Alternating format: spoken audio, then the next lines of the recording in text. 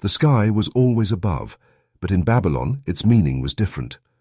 For other peoples, stars might show the way, herald the seasons, or even sometimes provide entertainment, but for the people of Babylon, the stars were a kind of ledger. There, a story was written, silently but constantly. It was written without any cuneiform, yet it was far older than stone tablets. It was inscribed upon the sky. And in this story, the leading role belonged to unseen, yet omnipresent, beings. The streets of Babylon were not paved with stone. The earth, hardened with dry mud, would crumble underfoot. These streets, baking hot during the day, exuded coolness at night. In the most silent moments of the night, when everyone had retreated to their homes, some people still remained awake. These were usually scribes, priests, those who observed the sky and understood the signs that came from it. Ascending to the top of the ziggurat, one of Babylon's highest structures, these people would search for something in the silence of the stars. Perhaps not the traces of gods, but of other beings who had placed a distance between themselves and the gods. Because in Babylon's belief, the gods were in the heavens and humans were on the earth. As for those in between, their place was uncertain. They were sometimes called Anunnaki, sometimes Igigi, and in some texts their names were never mentioned. They were referred to only by epithets: the observers, the watchers, those who carry forbidden knowledge. In Babylon's official archives, meaning texts commissioned by the king, the names of these beings were not clearly mentioned. But in older texts kept by priests, there were sections that were only whispered during ceremonial times.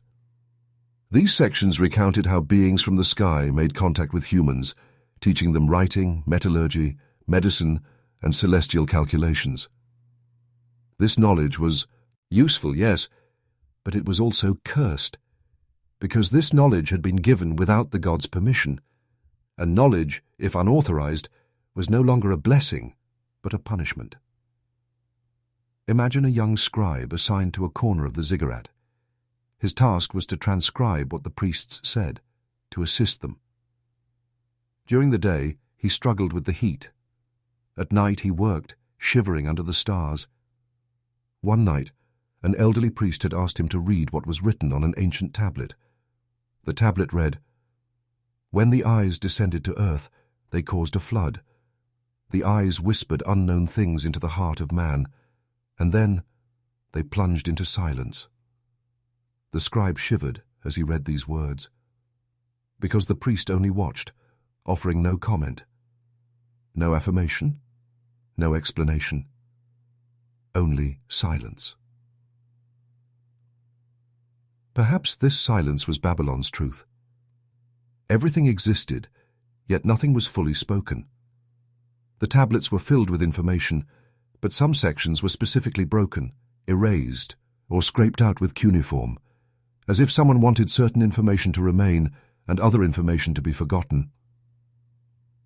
Nevertheless, some stories continued to live among the people. Especially the elders would whisper to children, "Don't look at the sky too much, child. There aren't just stars there. There are watchers. If you don't avert your gaze, they will see you, and they will teach you something. But because of what you learn, nothing will ever be the same again." Such warnings, though they might seem like a legend, were normal for anyone growing up in Babylon. Looking too much at the sky required courage, because on some nights the stars did not stand still. They moved. Falling stars, for ordinary people, might be a time for wishes, but in Babylon they were the passage of the watchers, those who descended from heaven to earth or ascended again. Every falling star was a trace of a being, and traces sometimes were carried rather than forgotten. From generation to generation, one night, an elderly priest, looking at the sky from the top of the ziggurat, said to the young man beside him, "Every star you see with your eye could be an eye. Their gaze is older than what you know. Some fell to this earth, taught things to humans, but then they were punished. Now these stars are their chains. The sky is their prison." These words were not found in sacred texts, but in ceremonies they were repeated in whispers, because in Babylon the voice of knowledge was never loud, always silent. One day, a foreign merchant arrived in Babylon. He carried different tablets, different figures. He had come from other cities, other beliefs. He wanted to speak with the priests. He told them about the legends of his own people. "Among us," he said, "there were beings who descended from the sky. They were angels, but they lived among humans. They tasted a forbidden love, and then they became enemies. They were cast out of heaven." The priests listened to this story. There was neither surprise nor anger on their faces. They merely nodded. Then one of them silently whispered, "We already know them. They came here long ago." This anecdote is not found in any official tablet concerning Babylon's history. But in oral traditions, such encounters frequently appear. Babylon's belief was not only a history of the gods, but also of those who had broken away from the gods, and the sky was the ledger of this separation. At this point you might ask, if these beings truly descended from the sky, why do their stories appear in every culture in different yet similar ways? Anunnaki in Babylon, Watchers in Enoch, Harut and Marut in the Quran. Do they all come from the same source? Or do people always feel the same fear when they look at the sky? The stars did not change. They were always there. But people shaped their beliefs according to what they saw beyond those stars. Babylon, his watchers may have fallen silent, but their silence might still echo. And perhaps the strangest thing is this: if they once descended to earth, where are they now? That night, the scribe sitting atop Babylon's ziggurat gazed at the stars for a long time. The sky is clear in Mesopotamia. There is no humidity. Clouds are rare. But clarity does not always bring understanding. Sometimes something excessively clear makes one ponder even more. He did the same. The priest's words still echoed in his ears. "These stars are chains. For them, the sky is not freedom, but a place of imprisonment." The next morning the scribe sifted through the ancient archives. Before the sun rose, he pulled out broken tablets from one of the stone chests in the temple courtyard. Some had incomplete writings, some had chipped corners. But there was one commonality. All of them spoke of a kind of watching action. One of them read, "7 beings descended from heaven to earth. They were called eyes. They watch, but do not speak."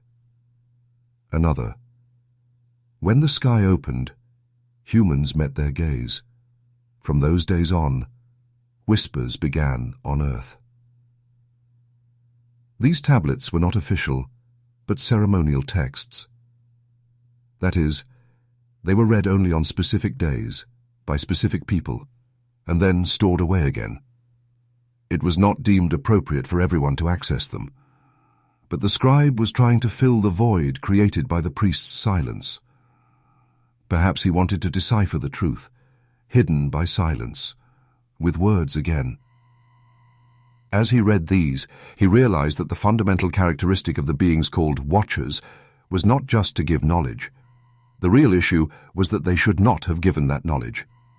In other words, these beings were in a place where they were supposed to conceal knowledge, but they couldn't resist and revealed it to humans. This was not explicitly written in Babylonian mythology, but the language of Thos. The tablets sometimes hinted at it. Knowledge was high above. When it descended, the balance was disturbed. An account from the Sumerian period stated that a being who descended from the sky taught humans the secrets of agriculture. Until then, humans were merely gatherers. But with this knowledge, they learned to cultivate the soil, to time, to calculate the season. And after every piece of knowledge, a surveillance began. Humans were no longer alone. A human who knows they are being watched is no longer the old human. The earth began to change. This narrative, though it might seem like an ordinary story, carries a profound question. If this knowledge brought good to humans, why were those who gave it punished? Who punished them? And why was it not explicitly written who imposed this punishment? While the scribe was preoccupied with these questions, another priest was working in the star observation room on the top floor of the ziggurat. This priest was old, his eyesight poor, but with years of accumulated knowledge, he knew by heart which star would rise where in which season. One day he said to the young scribe, "Sometimes stars appear before their time. That is when we know something is going wrong." Stars appearing before their time were an important sign for Babylonian priests. Such shifts were called broken sky. It was as if the order of the heavens had been interrupted for a moment. In the years these disturbances occurred, strange events were recorded on tablets: sudden deaths of kings, droughts, unrest among the people, and in all these events the stars were shown not as warnings, but as a kind of cause. This priest, by observing the stars, tried to understand not only the weather, but also human behavior. On one occasion, he saw that the trajectory of a star was different than expected. At that time, a young man in the city had been arrested for drawing secret symbols on the temple wall. The priest connected these two events. "The Watchers are still here," he said, "and they are still making some people speak." This phrase stuck in the scribe's mind. Who was making them speak? And more importantly, whose voice were people hearing? In sacred texts, the source of knowledge is the gods. But some expressions in Babylonian tablets imply that this knowledge also came from another, in-between source, neither fully divine nor fully human, neither belonging to the earth nor entirely to the sky. These beings were caught between two worlds. The closest example to this were the figures known as Apkallu. Apkallu were generally depicted in fish-shaped garments. This indicated their connection both to water, that is, subconscious knowledge, and to the gods. According to legend, 7 Apkallu brought knowledge to earth: writing, mathematics, temple architecture, laws. All began with the teachings of these beings. But then, these beings were never seen again. Some wrote on tablets that they were recalled before the flood, others that they were punished. As the scribe studied these stories, he began to see a cycle. Knowledge is given, humans change.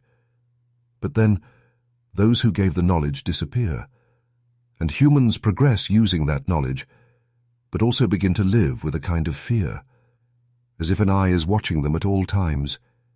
Every developing technique, every calculation made, seemed to attract the attention of a new eye. One night, the sky grew unusually dark.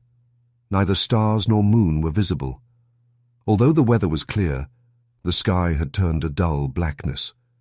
The temple fell silent. The priests did not go out.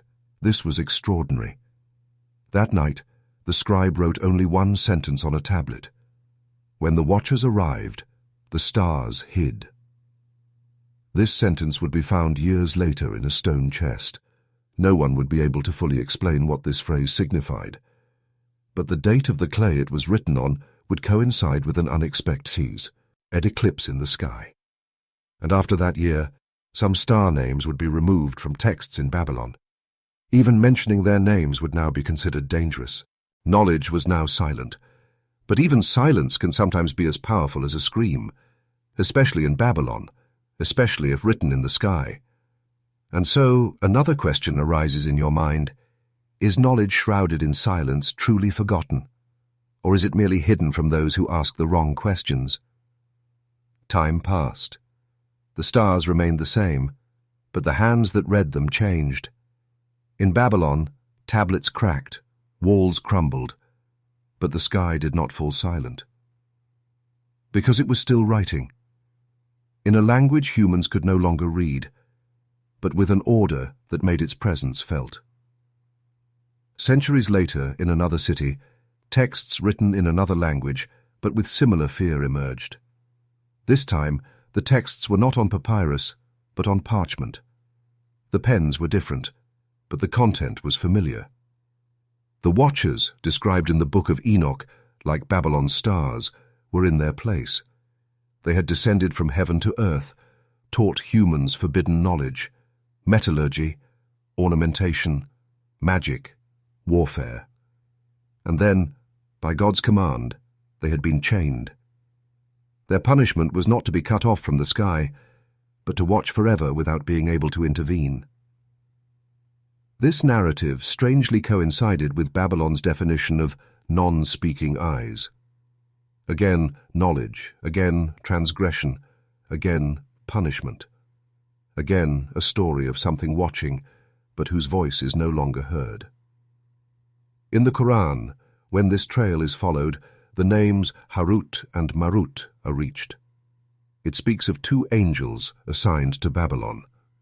They were taught magic, but they warned people, "We are only a test, so do not misuse this knowledge."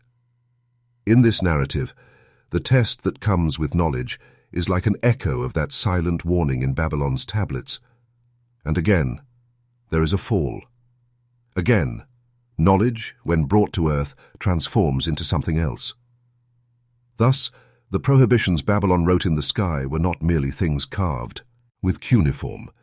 They were also etched into memory, fear, and intuition. Every civilization named its own stars, but the common thread was the feeling that an order in the heavens had been disturbed, and the traces of this disturbance are still carried. You might think that ziggurats no longer stand, but their form continued in other structures, other monuments. Every towering structure is an earth-sky connection. From Babylon to Egypt, from Jerusalem to Athens, every civilization wanted to touch the sky. But ascending to the heavens was not always just a technical achievement. It was also a transgression of a boundary.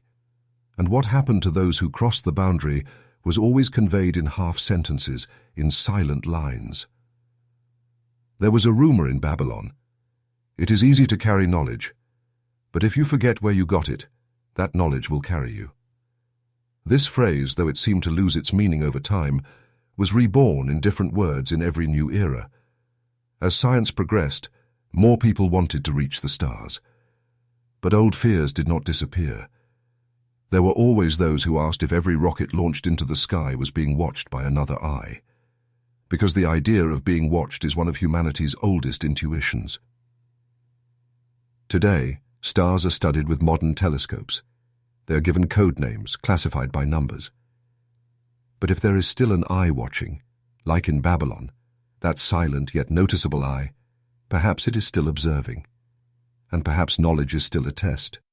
Today, Babylon's name appears on maps as an archaeological site, but the sky it wrote upon is still above us. The stars are in the same place, and every night, someone looks at them again. Perhaps you, perhaps someone else, perhaps a being that thinks it is forgotten, still continues its gaze. Because some prohibitions are never erased, they merely become invisible. And every time you look at it, the sky, you witness their silence. And perhaps the real question now begins. Are we still being watched? Or do we merely feel as if we are? The E-Sagila temple, rising in the heart of Babylon, was one of the first structures to greet the sunlight. In the early hours of the morning, even before the wind stirred, this grand stone edifice stood like a silent question posed to the sky. Who guards this place? There was no visible answer to the question. There were no guards at the temple gate, no iron bars, often not even people. Yet no one dared to touch those walls, because the walls themselves were a kind of eye. The figures seen in every glance were felt even when not looked at.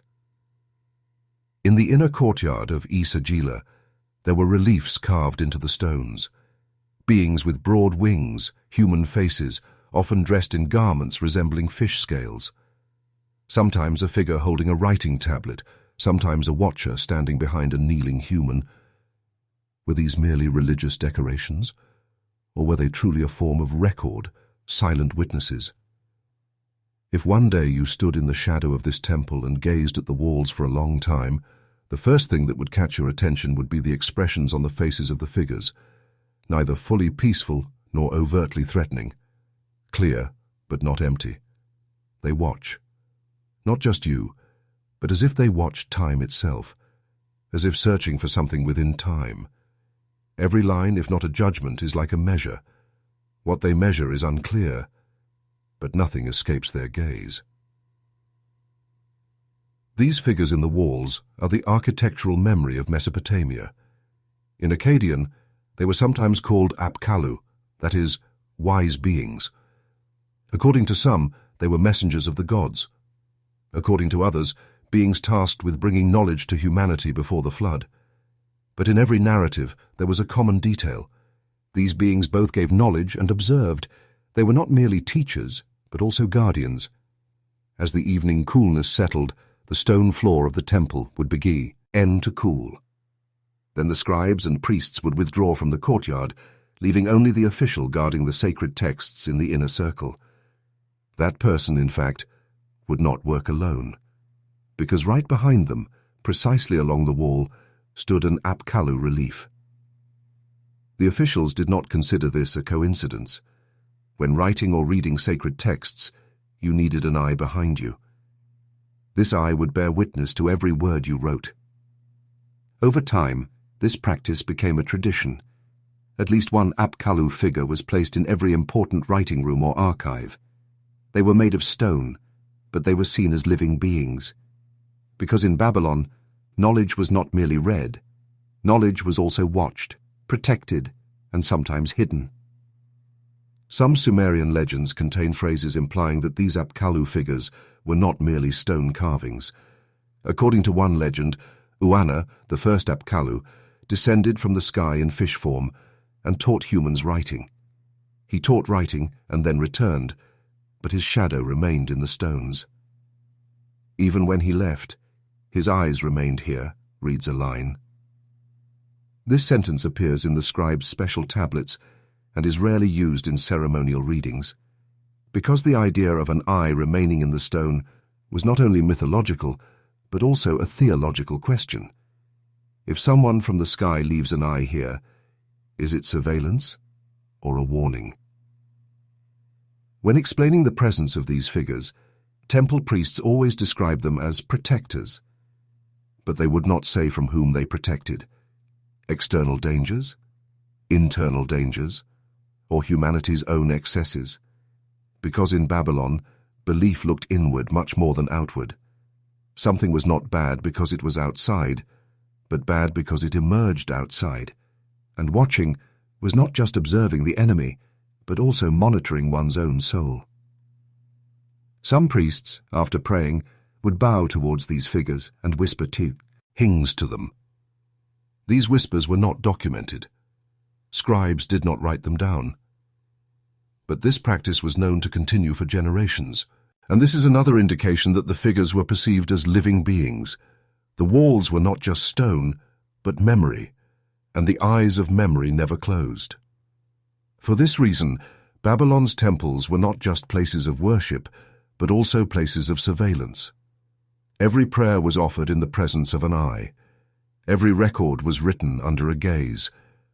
The eyes on the temple walls over time became part of the collective memory. When a child lied, their mother would say, "The Apkallu saw you." When a merchant cheated with measurements, someone would call out, "The wall does not forget you." Over time, the meaning of these eyes began to change. Some began to see them not as symbols of the gods, but of beings hidden from the gods' wrath. Because some figures on the walls were different, the same garment, the same pose, but there was a brokenness in the eyes. Some faces were half erased. Some eyes looked as if they had been gouged out. This was not vandalism. These figures were made this way, deliberately incomplete, deliberately broken. This raised another question. Were these beings guarding the temple's statues of those who had once been punished? One text contains the phrase, "Those who fell from the sky were inscribed on the earth as figures. They no longer had voices, but their forms were not forgotten." This line was long a subject of debate among priests. Some argued it was a mere metaphor. Others claimed it was the Babylonian equivalent of the Watchers, or fallen beings. If true, the eyes on the temple walls were not just protectors, but also the silent screams of beings held under surveillance. It is not easy to decide whether the eye is watching or being watched. Temples had built this duality into their stones. Perhaps those figures were watching you, or perhaps you were witnessing their gaze, severed from the eternal sky. And so, the oldest question in Babylon's temples resurfaces. Who truly guards these walls? Are the figures watching humans, or are humans searching in those figures for the traces of a forgotten crime? As the morning sun rose, the stone walls of Sagila revealed another aspect. The subtle carvings that were shadowed at night became prominent with the arrival of light, and the figures in the reliefs appeared more vivid. This change in light did not merely create a visual difference. In Babylon, priests would determine the timing of ceremonies based on the reflection of light on the figures. The eyes of some figures would glint precisely at a certain hour, then recede back into shadow.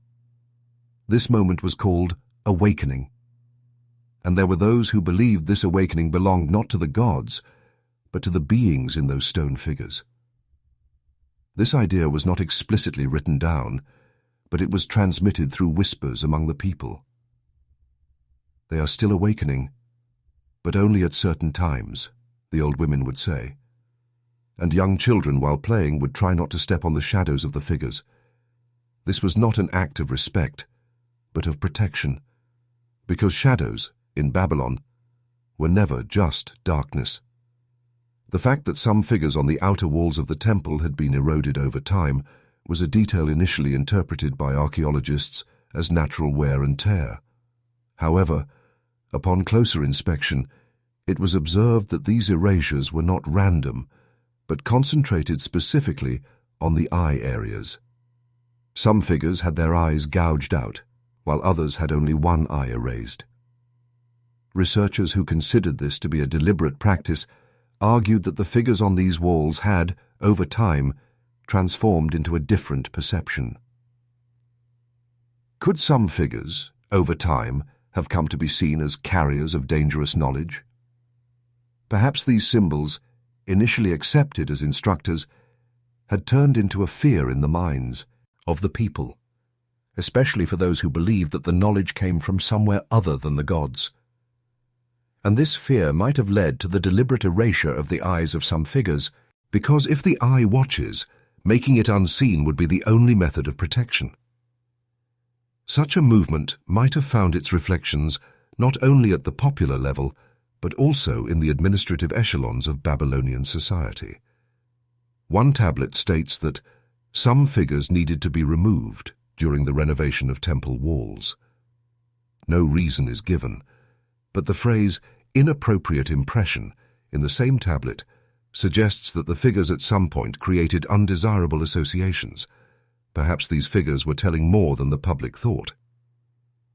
Yet not all figures received the same treatment, especially those located in the inner sections and visible only to priests were carefully preserved. These were more detailed, more clearly carved, and usually the figures held an object in their hands, a writing tablet, a seal, sometimes a staff. The shadows of these figures carrying knowledge in their hands did not fall during the day, because these rooms were dark. They were lit only by torches. Therefore, the faces of the figures were never fully seen.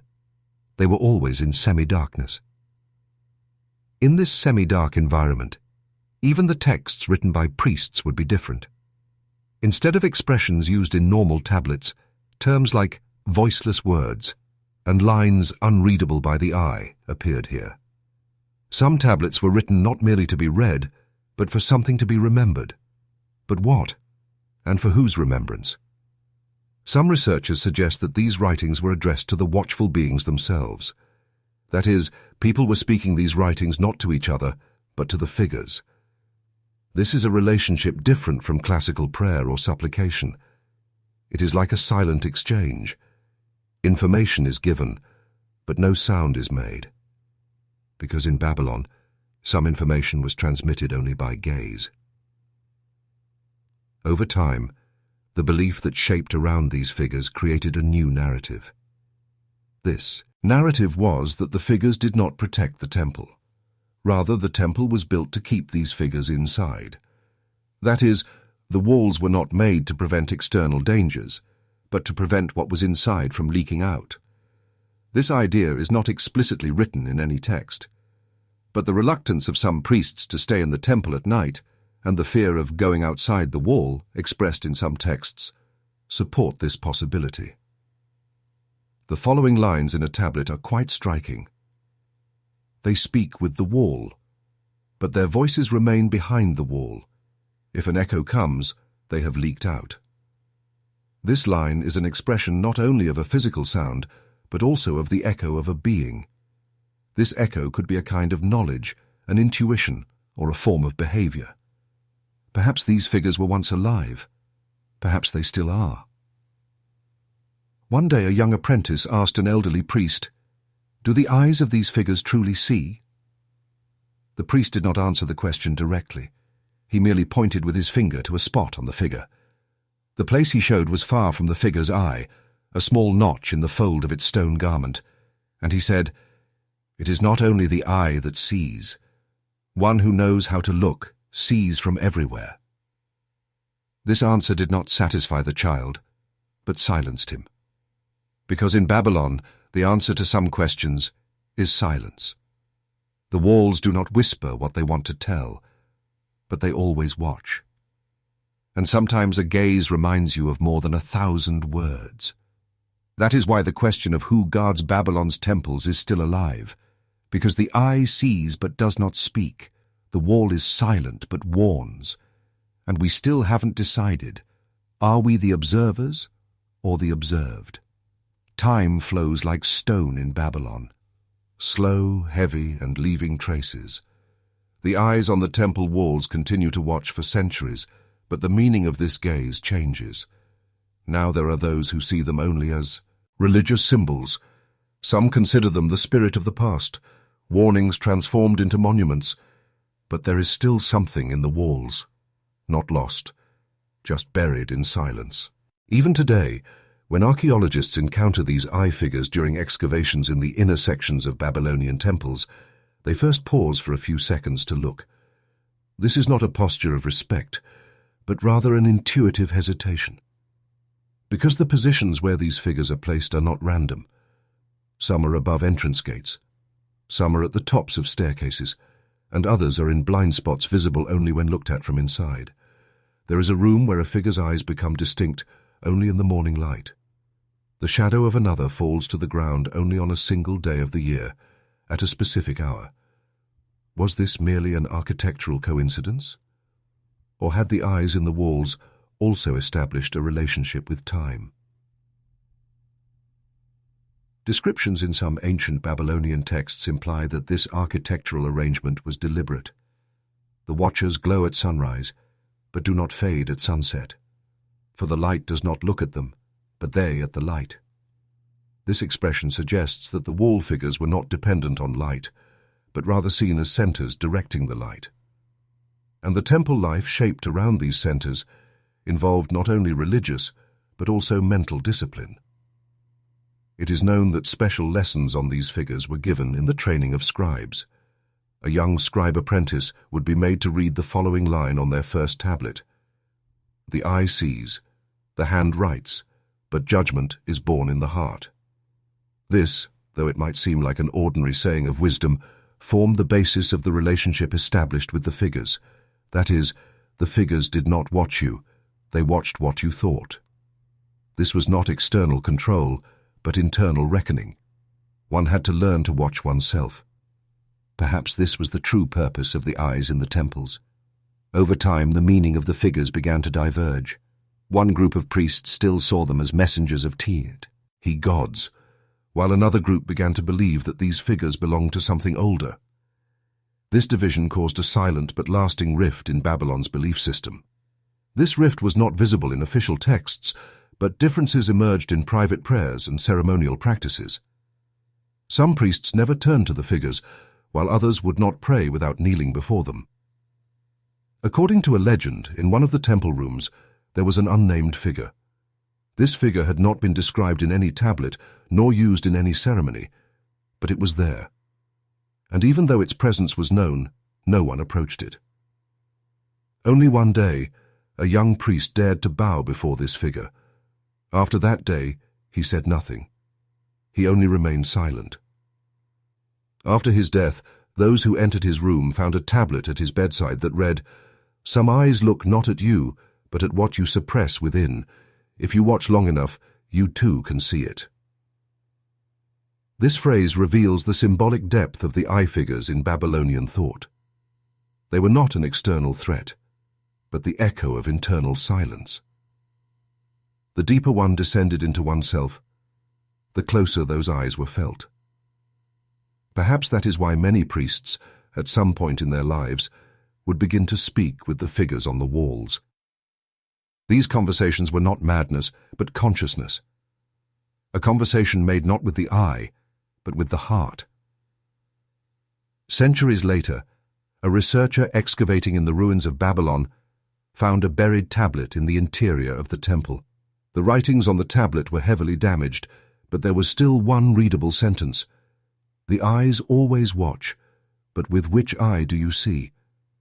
This question has stood for centuries, unrepeated, but the echo of the question has not disappeared. In the modern world today, the word surveillance carries other meanings: cameras, sensors, algorithms. But the eyes on the walls of Babylon still ricaise, all something different. That surveillance begins not from the outside, but from within. That the true guardian is not a wall or a figure, but the individual's own conscience. And perhaps that is why the eyes on Babylon's walls still do not speak, because now it is expected that we understand what they have to say. They only watch. What we understand is up to us. So when you look at a wall, do you only see stone, or do you see the reflection of a pair of eyes that have already looked at you? The plains of Shinar, stretching as far as the eye could see, would transform into a scorched yellow sea by day and a mirror of the sky by night. This plain was the heart of Mesopotamia. Its soil was fertile, but this fertility came at a cost. Humans had to work, order had to be maintained. So the gods had willed. But people did not always remain silent. Sometimes they asked questions, and the plains of Shinar was where that first great question was asked: why are we down here? Narratives about the origins of Babylon always speak of a structure. But this structure is not merely made of stone and brick. This structure is an idea, a claim. To reach God, or more accurately, to reach where the gods reside. This desire, at first glance, is innocent, but the priests of Babylon always approached it with caution.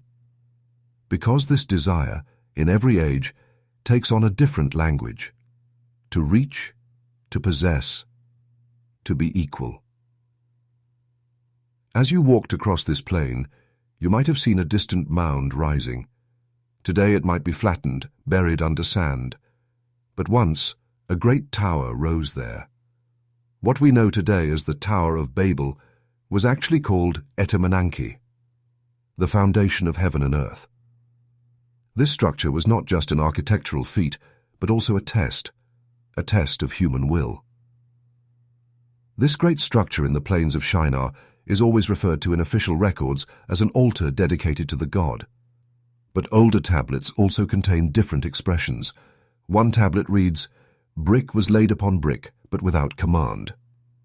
This phrase had caused debate among the priests. But whose command was it? The gods? Or someone else? In that era, cities were built according to the gods. Every city had a god, every god a temple. But this structure in the plains of Shinar was not directed at a specific god, but directly towards the sky. That is, this structure resembled not a gift to God, but a means of transportation. This idea had created a silent but deep uneasiness in Babylonian society. The priests did not participate in the construction of this structure. Instead, ordinary people, farmers and stonemasons were employed. This in itself was extraordinary. Normally, when a temple or sacred building was constructed, priests would oversee the process, ensuring that the gods' will was followed. But here they merely watched. No one had given orders, yet everyone continued their work, as if a collective consciousness commanded the construction of this edifice.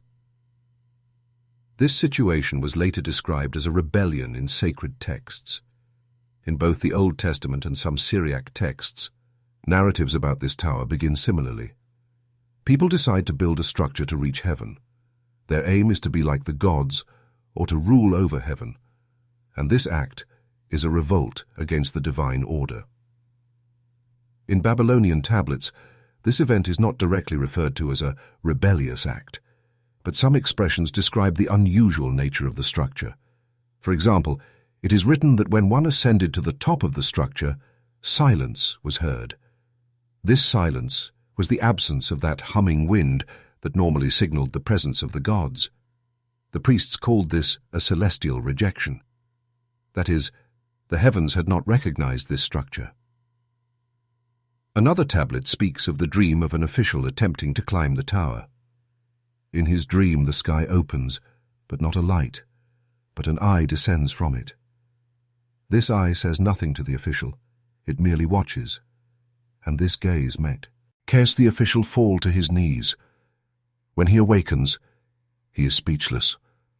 From that day on, it is rumored that everyone who climbed the tower was plunged into silence. This narrative indicates that a different architectural understanding developed in Babylon, distinct from that of temples. Normally, gods would descend to earth, but here, humans were trying to ascend. This reverse direction was a sign of danger in Babylonian thought. Everything had its place. What was in heaven should remain in heaven, and what was on earth should be content with its place. This structure was the earth's rebellion against heaven. A priest wrote about this tower. The structure rose, but man diminished, for to rise is not the same as to grow. This sentence summarizes the idea of balance in Babylon's belief system. That is, what is important is not to be high, but to be in one's place. Balance is achieved by knowing one's duty. But the tower disturbed this balance.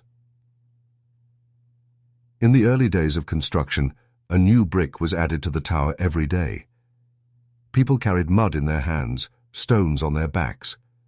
There was no command, yet no one stopped. As if an instinct dictated that this structure must be completed. But why? Why would man want to reach heaven? Was it truly to be equal with the gods? Or was it to look into their eyes?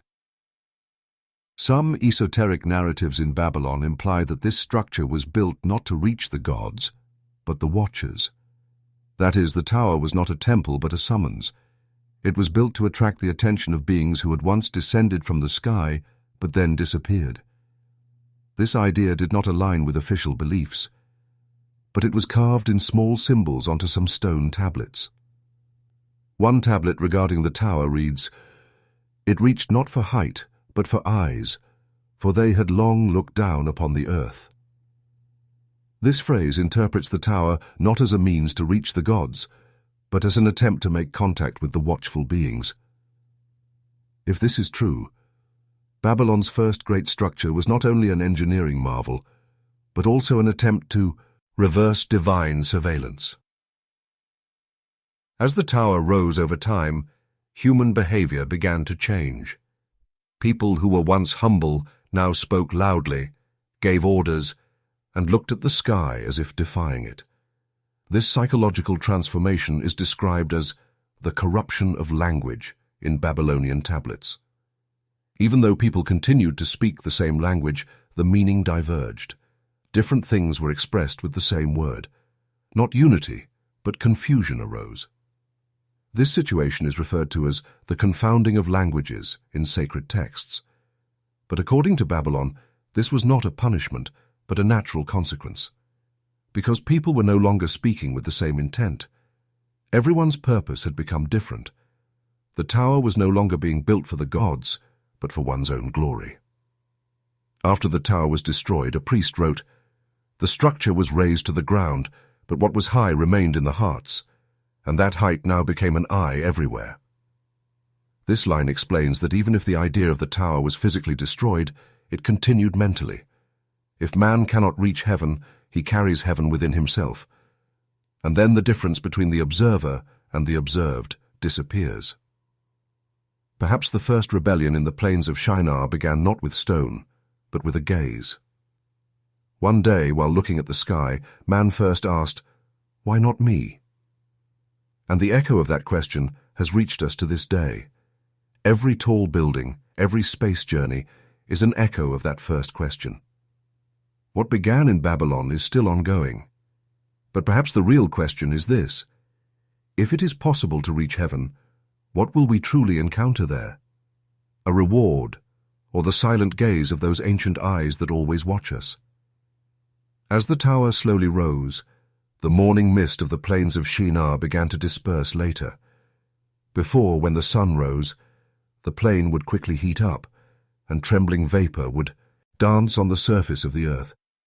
But as the tower grew taller, this mist began to linger longer on some mornings. The priests viewed this not so much as a natural phenomenon, but as a shift in balance, because this plain no longer belonged solely to the earth. Humans had placed the foundation of something celestial upon the ground. One striking aspect of the construction process was that no stone was laid with a sacred ritual. Normally, when the first stone of a temple was placed, priests would recite divine verses, offer a small sacrifice, and seek the gods' permission. But no one did such a thing for this tower. No one even suggested it. It was as if the nature of the structure itself required no permission. This situation caused deep unease among the priests. Many priests did not openly oppose the tower's construction, but did not support it from the temple either. Their silence, for Babylon, was always a sign that needed to be read carefully. The workers toiling in this silence, however, were in another world. Women carrying mud, men arranging bricks, children hauling loads. Everyone was doing their job. But over time something changed among the workers. What began as merely a task gradually turned into a kind of pride. "We are building what is high," they began to say. These sentences, initially whispered, eventually began to be spoken in public squares. And one day, a stonemason working on the tower's construction said, "We no longer have to look down. Now we too are high up." When this statement reached the priests, there was silence for several days. Then some priests stayed in the inner section of the temple for a long time and did not come out. This behavior indicated that they were searching for a new sign. Because in Babylon, the most dangerous thing was not an open rebellion, but a slowly growing silent arrogance. And the tower was now rising not only with stone, but with this arrogance. As the steps of the tower multiplied, some people began to compete to ascend. Everyone wanted to reach the highest point, to see further. A scribe recorded this situation. The tower is no longer being built for the gods, but for the eye. This line, beyond an architectural fact, indicated a spiritual shift. The tower had transformed from a connection into a spectacle. To the west of the plains of Shinar, there lived an old man on the slope of a hill. He was one who knew ancient traditions, spoke little, but whose words always carried weight. He had never visited the tower, but one day a child came and asked him, "Don't you want to see the tower?" The old man merely shook his head. "I have always looked at the sky, but I never invited their eyes." This sentence was not later included in tablets, but it spread through oral tradition, because this phrase showed the difference between looking at the sky and inviting it here. In Babylon, looking at the sky was respect, but the tower was not content with looking. It was trying to bring the sky down here. This was crossing a boundary. As people ascended the tower, they began to develop new behaviors. Those remaining below were now looked down upon. Among families, the phrase, "Our son works in the tower," became a boast. Working in the tower had turned into a social status. Yet once, only priests could approach the gods. Now everyone seemed to have gained this opportunity. But this feeling of equality also brought with it a division. One day, a dispute broke out among the workers on the tower. The reason was who was working on a higher floor. Because now, height was not just distance, but superiority. This dispute quickly turned into a fight. And that day, for the first time, a worker fell from the tower. Not just physically, but symbolically. Because that fall showed that the idea of the tower no longer united people, but divided them. The priests saw this event as a sign. In a special ceremony, held in the temple, the chief priest used this phrase, "It is good to seek height, but if you drown in it, who will save you?" This sentence was later repeated among the people of Babylon as a warning, but the tower was still rising. Everyone was focused on their own floor, their own brick, and each one saw only their own height. Meanwhile, the sky was silent. There was neither storm nor rain, but on some nights, those who climbed the tower said they saw strange things. One worker recounted seeing a pair of eyes in the sky while sitting on the uppermost step of the tower. The eyes did not look at him. They passed through him. He said he felt watched, not with his eyes, but with his heart. The next day, that worker stopped working. He never returned to the tower. He no longer wanted to ascend. This story quickly spread among the people. Some interpreted this event as madness, others as a divine warning, but its real impact was felt in the silence. People stopped talking. Those who climbed the tower no longer joked, they merely averted their gaze, as if something in the sky had awakened, as if this ascent had also activated another gaze. A priest wrote in one of his secret tablets, "The sky had been silent for a long time, but silence does not always mean acceptance. Sometimes it is patience, sometimes it is observation, and sometimes it is punishment." As the tower's construction continued, language shifts began among the people. The same word began to be used with different meanings. The word high was now used not only in a physical sense, but also in a moral one. But for each person, its meaning was different. This situation led to small disagreements escalating. Two people who once understood each other perfectly now understood each other differently, even in the same sentence. Babylon's silence now carried a feeling not of peace, but of alienation. Everyone knew of the tower, but no one remembered why it was being built. Perhaps it had begun with a belief, but now it had turned into just a competition. And the tower was no longer a structure, but a mirror. Everyone wanted to see themselves there, but the closer you get to a mirror, the more distorted your image becomes. Perhaps that first rebellion was hidden in a single sentence. Why are we down here? But now everyone was asking a different question. Why am I not at the highest point? As the tower rose day by day, the plains of Shinar continued to change silently. The texture of the soil had hardened, birds had altered their paths, and the wind had lost its direction. This imperceptible change did not escape the notice of Babylon's ancient priests, because they always paid more attention to what the earth did not give than to what it did. And this time, the earth was no longer speaking, as if it had not accepted what was happening, but had also given up resisting. Among the priests, corruption of language was no longer an abstract concept. In a real sense, people had begun to misunderstand each other. What initially seemed like minor confusions eventually extended to temple texts and even market disputes. The same word conveyed different meanings to different people: high, clean, low, dark. All of them now meant something different to everyone. One priest expressed it this way: "The tower rose, words fell." This sentence was like a summary of the most dangerous fracture in Babylon's belief system. Because in Babylon, gods were invoked with words. Using the wrong word in prayer meant offending the god. But if a worshipper and a listener could no longer understand the same thing in prayer, it meant a hum interfering with the voice of the gods, and gods did not like humming.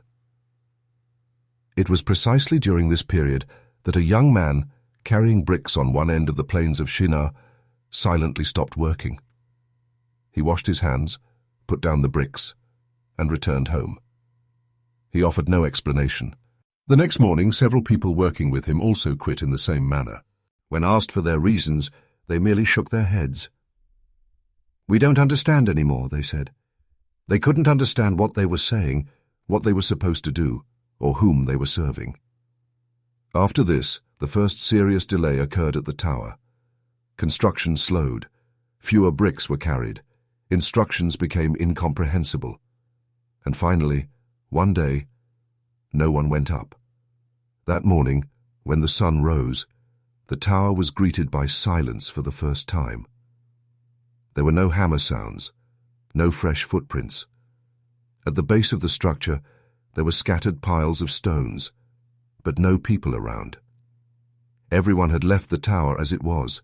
This silence lasted for days. The priests watched the tower, but no one approached it.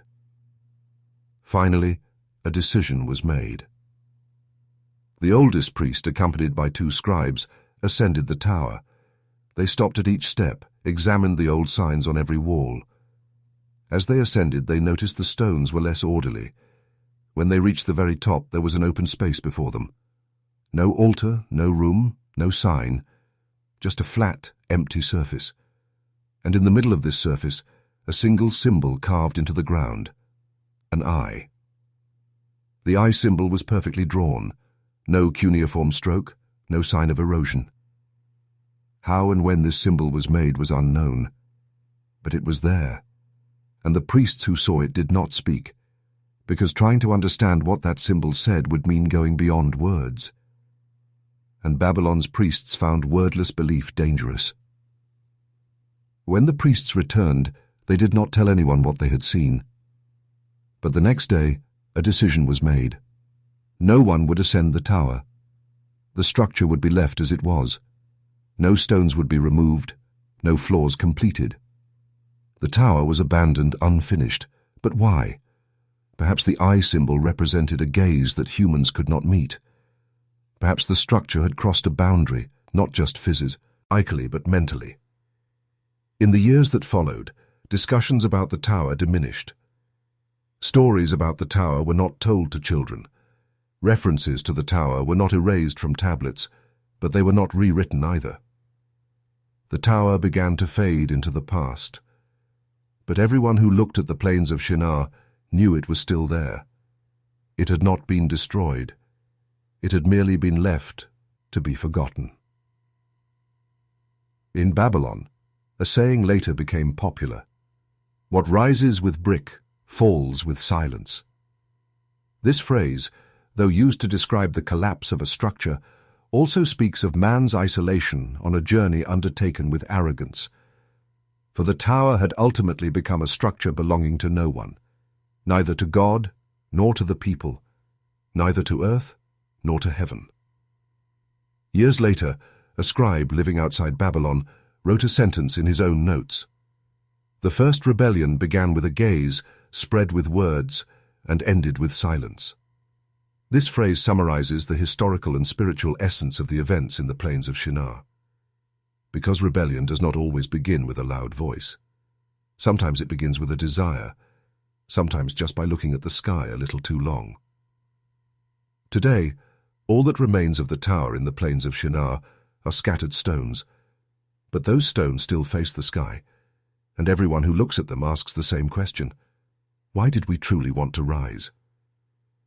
And if that eye symbol is still there, still watching us, perhaps the real question is now: was ascending to heaven a greater rebellion, or silently coming back down? The sun's rise over the Mesopotamian lands was always the same, first warming the earth like gold, then beginning to burn one's back. But for a priest walking the streets of Babylon, this heat was a reminder not only of a seasonal cycle, but also of the weight of knowledge. Because in Babylon, knowledge was not merely something learned, a burden carried. and this burden was not given to everyone. If you were a young scribe living in Babylon, you would quickly understand that wisdom was not a gift. In the inner chambers of the temple, in sections not open to the public, there were tablets written. These were not openly taught. They were kept waiting in silence for years before they were allowed to be read. Because what was written on these tablets was not ordinary information, but prophecies, lines about the future, sometimes about who would die when, sometimes about how a city would be destroyed. But the most interesting thing was that these texts never offered a solution, as in what should be done. They only wrote what was and what would be. Wisdom emerged here, to know but not to interfere. This understanding held a deep place in Babylonian culture, because in Babylon, prophecy was not a warning, but a spectacle. To confront what was shown was considered knowledge. To try to change it was a curse. One of the oldest examples of this is found in the king's dream tablets. Every king, after ascending to the throne, had to have a celestial dream. This dream was written down by a special scribe and interpreted only by the high priest. If the dream carried a bad omen, the king would act as if he had forgotten it, because openly speaking about this dream would pave the way for its realization. Babylon's gods give knowledge, but do not concern themselves with how you use it. For them, knowledge is a test, and passing the test sometimes means not answering. This thought, over time, led to a deep silence within the priestly class. Not everyone knew everything, and those who knew often did not speak, because with knowledge came another truth: solitude. A priest working in the inner chambers of the temple once carved this line onto his own tablet. To know is not just to hear. To know is to carry the echo of the voice. This phrase describes the burden felt by those who dealt with prophecy in Babylon. They not only saw the future, but also felt its weight. And this woe, 8, over time, changed the person. There was a seer in Babylonian tablets whose name was not mentioned. His story was passed down through generations in whispers. This person had an extraordinary memory at a young age. He would memorize every symbol at first glance and interpret the movements of the stars almost instinctively. The priests trained him with special education. But one day, while observing the stars, he saw a pattern. This pattern was not an ordinary cycle. 3 intertwined star clusters slowly formed the shape of an eye, and at that moment, the young seer fainted. When he awoke, he could not speak. He could only write. His first written sentence was, "They will descend again." This sentence was met with fear among the priests, because such a phrase could refer not to the gods, but to the Watchers. And information about the Watchers was found only in the oldest tablets, often incomplete and corrupted, because they were bringers of knowledge, but they had given this knowledge without the permission of the gods, and they had been punished. The story of this young seer begins here, but does not end easily. As he continued to observe the stars, he began to see new patterns. Each pattern heralded a disaster. But these disasters could never be stopped. First, a drought began in a small town. Then, an unexpected flood occurred in another region. Each one perfectly matched the star patterns drawn by the seer. The priests were divided. One group interpreted his words as the voice of the god. The other group argued that it did not come from the gods, but was the influence of another power from ancient times. Because this information did not fit the systematic nature of the god, gods spoke symbolically, demanding interpretation. But these prophecies were direct and clear. Some sentences were even in the imperative. On the 10th day of the 2nd month, do not sit the north gate. Or, if mist descends at night, turn south. These were direct instructions rather than warnings, and such instructions were always met with suspicion in Babylonian belief. The young seer withdrew from society after a while. He would not speak to anyone in the temple courtyard. He would only write. Tablets began to fill. What he wrote were not dreams, but explanations. and every explanation led to a new question. People would come outside the temple to see him, but he would not make eye contact with anyone, because he had seen something, and what he had seen was like looking through the eye itself. The stars were no longer just in the sky. He felt their gaze. One night, the Babylonian sky darkened unusually. The stars were gone. The moon was not visible. It was as if the sky had emptied. This situation did not cause panic among the populace, but the priests took it very seriously, because such celestial silences had always signaled a transformation in the past. That night, the young seer emerged from the inner chamber of the temple. He held the last tablet he had written. On the tablet, there was only one line. Knowledge was given. It was shown again because it was forgotten. This sentence caused a great fracture in Babylonian thought, because this phrase suggested that wisdom was cyclical. That is, humanity had to relearn every piece of forgotten knowledge. But this learning came with a price, just like the forbidden knowledge taught by the Watchers, once given, then cursed, then re-emerged. The seer disappeared after that day. No one saw him nor heard his voice, but his tablets remained, and in those tablets there was a wisdom that did not fit into Babylon's official belief system, yet could not be ignored. It was written neither in the language of the gods nor in the voice of humans, but it carried a silence that penetrated everyone who read it. From that day on, prophecy tablets in Babylon were kept in special rooms. Not everyone could access them. Those who wished to read them first took an oath of silence for 3 days, then were taken into shadowy rooms.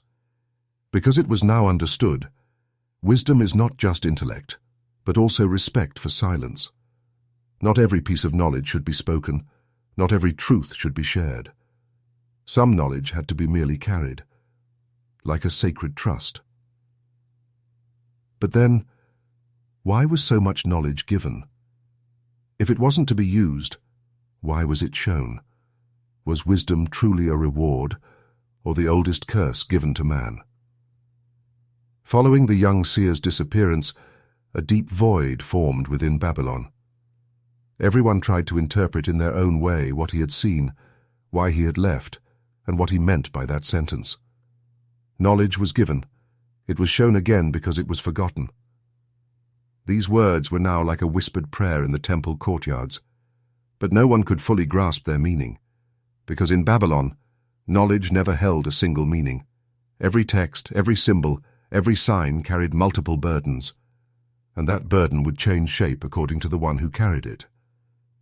The tablets left by the seer were initially examined only under the supervision of the high priests. These contained specific dates for the future, strange celestial events, and some incomprehensible symbols. One tablet had only circles drawn on it. Each was intertwined, and at its center was an eye figure again. Beneath the tablet, the following sentence was carved: "Every piece of knowledge comes with an eye. Everything begins not when that eye watches you, but when you see that eye." This phrase occupied the priests for a long time, because in Babylonian culture, eye represented not only sight, but also consciousness. The eye was both the seeing and the seen entity at the same time. If an eye was watching you but you didn't notice it, that was protection. But if you also saw it, it then became a test. Carrying knowledge began with this awareness. And the test was hidden not in the knowledge itself, but in the decision of what to do with it. With this thought, for the first time in Babylon, a distance began to develop towards knowledge. Previously, learning was a desired virtue. Now, learning had become an unsettling act. The number of tablets taught to young scribe apprentices in temple schools was reduced. Some symbols were removed. Even some ancient texts were removed from official texts, because what to do with that information was no longer known, and unknown knowledge for Babylon meant danger. Another priest living during this period wrote the following sentence on his own tablet: "When the knower falls silent, knowledge gains value." This was an important turning point in Babylonian thought. Now, knowledge began to be glorified not when shared, but when carried protectively. because the young seer's story had shown that too much knowledge sometimes brought loneliness to a person, and this loneliness was filled not with silence, but with the echoes within it. The priest's new approach gradually began to show its effect among the people as well. Now, when people looked at the stars, they did not pray, but merely bowed their heads.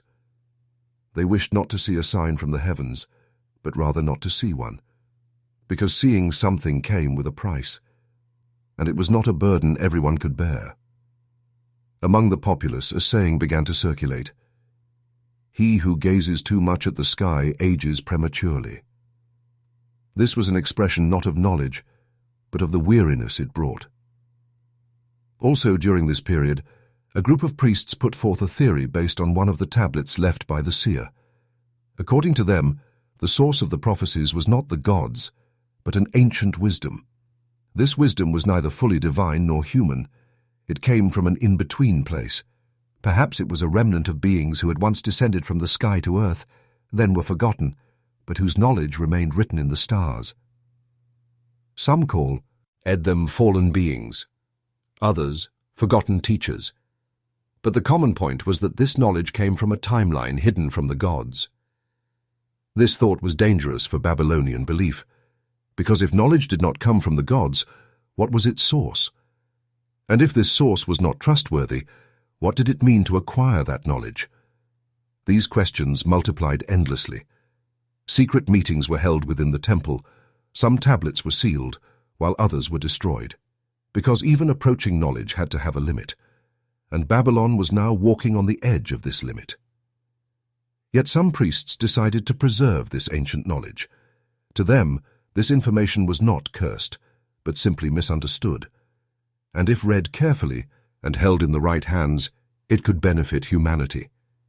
This group believed that carrying knowledge was not a curse, but a service. But this service had to be done in silence. Tablets should not be left open, but read only by priests who had taken an oath of silence. One of these priests later composed an important text. The text consisted of only 13 lines and was called the Shadow Tablet. The expressions in this tablet summarize Babylon's approach to knowledge. Knowledge is not the voice of God. Knowledge begins with a carried eye. This eye does not look, it only remembers. And everyone who remembers carries the sky on their back. These lines became a kind of oath for the Babylonian priests. Every new scribe apprentice was made to memorize these lines. But their meaning was not explained. Everyone had to carry their own burden, find their own meaning. Because wisdom began not with someone else's words, but with one's own silence. As years passed, the young seer's name was forgotten, but his sentence remained. Knowledge was given. It was shown again because it was forgotten. This sentence was carved into a corner of Babylon's tar calendars. Everyone who saw it for a moment raised their head to the sky. Then they lowered their eyes to the ground, because knowledge was still there. But this time, no one openly called for it. And perhaps knowledge should have been carried this way, with whispers, with silence, avoiding eye contact. Because knowledge was not a light, but sometimes a shadow you dared not look at. As time progressed, stone tablets piled up in the silent corridors of Babylon. In the shadowy rooms of the temples, hundreds of texts accumulated, each filled with different prophecies, observations, and symbols. But most of these tablets were no longer read aloud. Because in Babylon, prophecy had ceased to be information and had become a burden. Every tablet read left a new question for the reader, but gave no answer. Wisdom had become not a solution, but a greater uncertainty. Those who felt the cost of carrying knowledge the most were no longer the scribes, but the priests. Because in the temples, the duty was not only to write, but also not to forget what was written. And every unforgettable line, over time, turned into an echo in one's inner world. It became difficult to sleep. Dreams became different. Now even an ordinary Babylonian priest would swear that they saw a familiar pattern every time they looked at the stars. The sky was no longer just above us. It had penetrated us.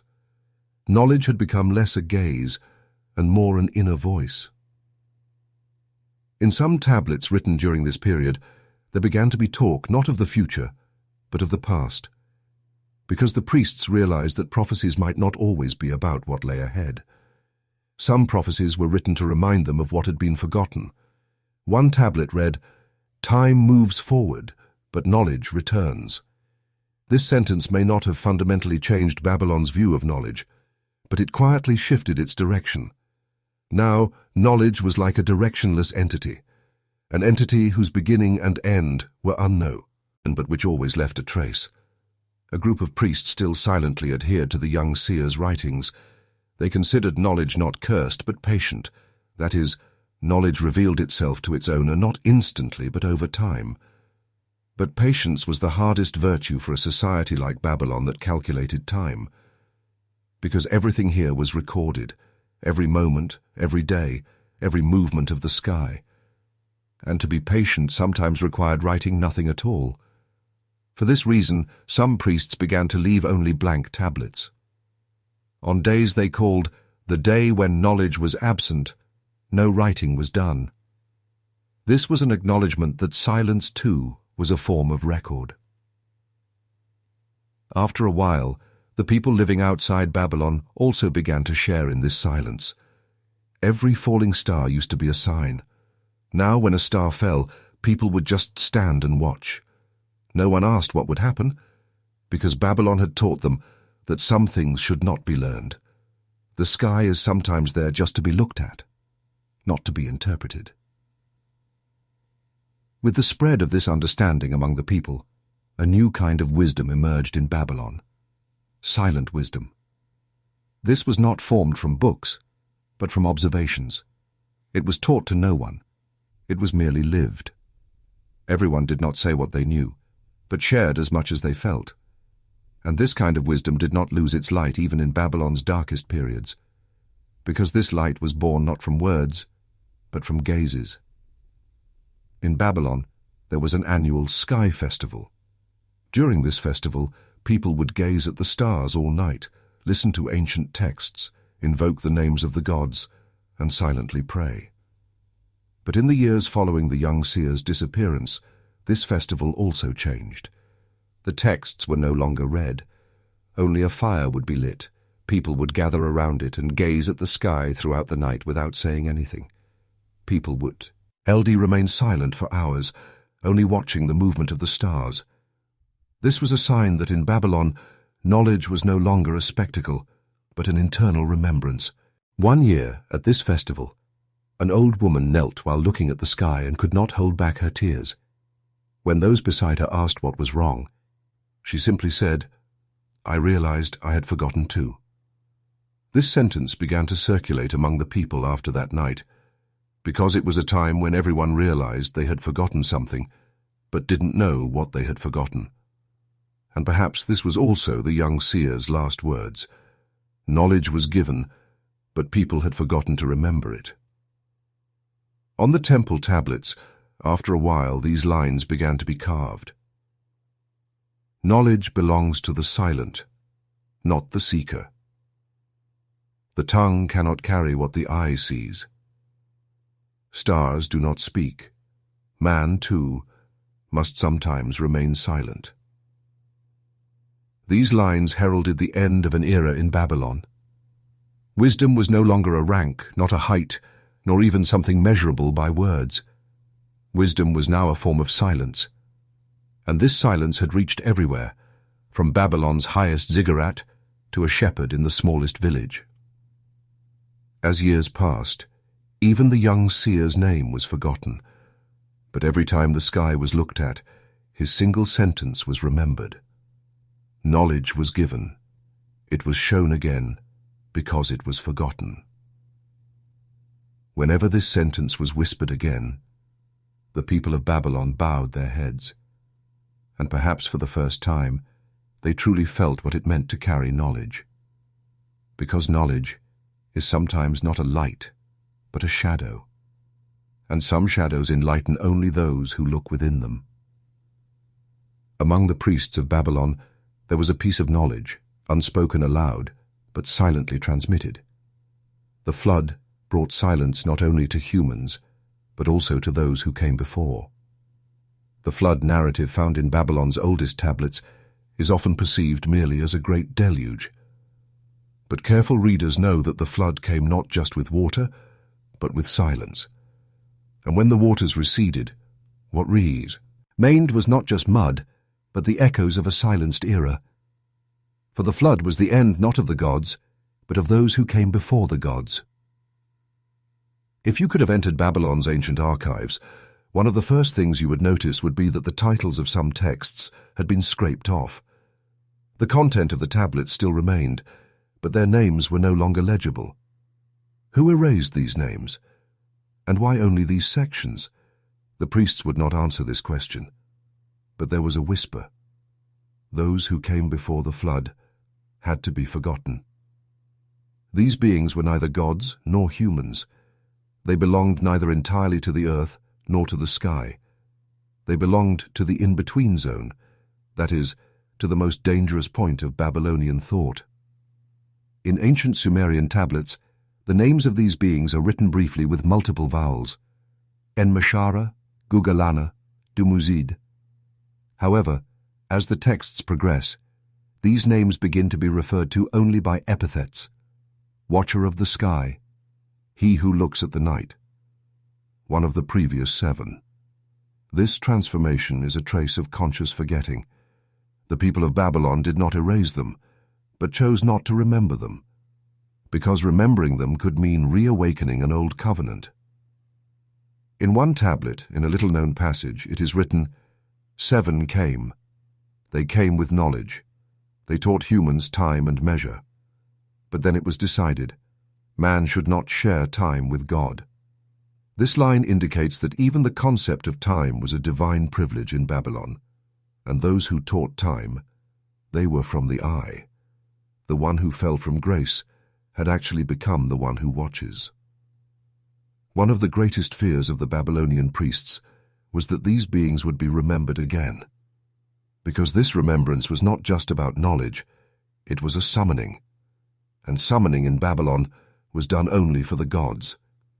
If a being could be summoned by being remembered, it meant that it was still waiting, ready. If the flood had not erased everything, something might have remained hidden in the silence. If you were an ordinary observer in Babylon, you would encounter no written information about these beings. But some signs carved on the stones in the street, on the edges of temple stairs, and even in ancient waterways might catch your attention. Star-shaped symbols with an eye in the center, spiral motifs trapped within a triangle, zigzags descending from above. These were not random, but the ancient summoning languages of forgotten beings. A common feature of the places where these symbols were found was their proximity to water.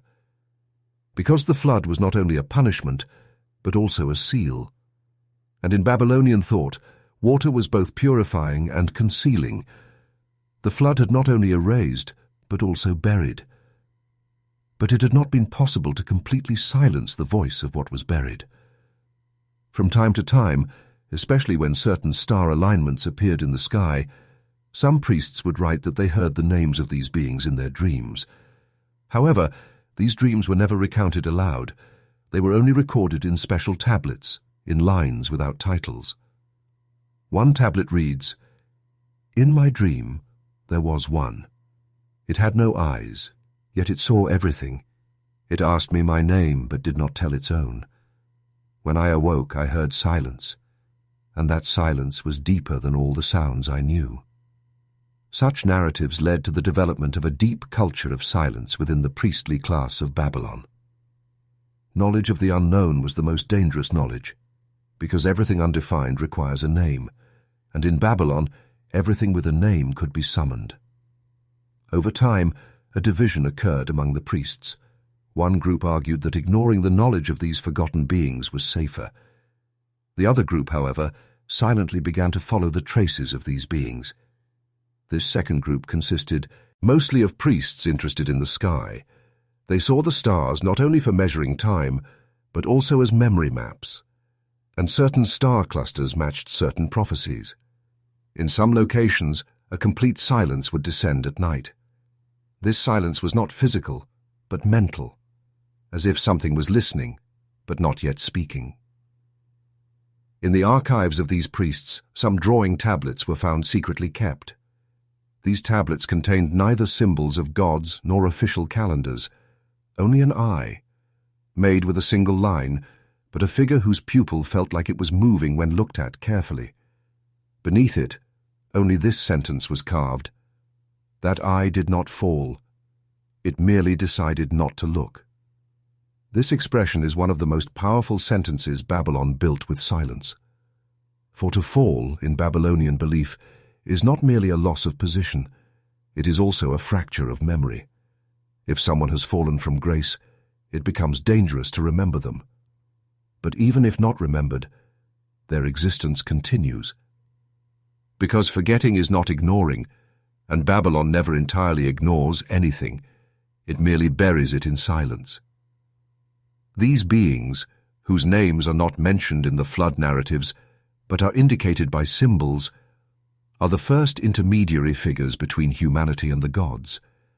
Neither has the earth fully opened to them, nor does the sky accept them back. They have remained in in-betweenness. And in Babylon, everything that remains in between is more dangerous than sacred. According to an expression found in a priest's private notes, one of these beings taught humans to avoid the eye in the pre-flood era. That is, to avoid being seen, not just looking. This is reverse knowledge in Babylonian thought, because usually looking is consciousness, learning. But according to this teaching, every contact with the eye also creates a change. If you do not avoid the eye, one day you will be and to see with that eye. And when the direction of your gaze changes, you too become not the observer, but the one called. This narrative created a deep unease among Babylon's young priests. Because the boundary between seeking knowledge and transforming into knowledge had become blurred. One tablet reads, "If the eye does not look at you, there is peace. But if you look at it, silence breaks." This sentence implies that a one-sided celestial gaze was ideal in Babylon. Being watched, if unnoticed, does not disturb. But when a gaze is returned, a dialogue begins, and this dialogue brings not only information, but also responsibility. The silence of the pre-flood beings is for Babylon an expression of both forgetting and protection. Because knowledge does not always have to be explained. Some knowledge simply stands. Only when someone touches it does it begin to echo. And post-flood Babylon chose to remain silent, because silence is both a form of protection and remembrance. And perhaps that is why Babylon's nights still have elders who silently gaze at the stars. They desire not to see something, but not to see. Because the eyes of those who came before the flood are still there. They have not closed. They have merely not answered. But what if one day, as a star falls, accidental contact is made with that eye? Then will knowledge be remembered again? Or will the flood begin anew? In Babylon, silence was often mistaken for forgetfulness. But the priests living in the plains of Shinar knew well that this was not the case. Silence was not the absence of knowledge, but its form of preservation. The traces of the pre-flood beings were also hidden within this silence. They were not openly mentioned, but they were not completely ignored either.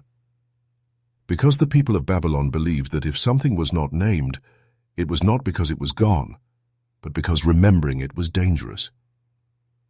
And the story of those who came before the flood stood exactly on this line, on the threshold of a dangerous remembrance. One of the tablets that spoke most about these beings was not found among the official texts.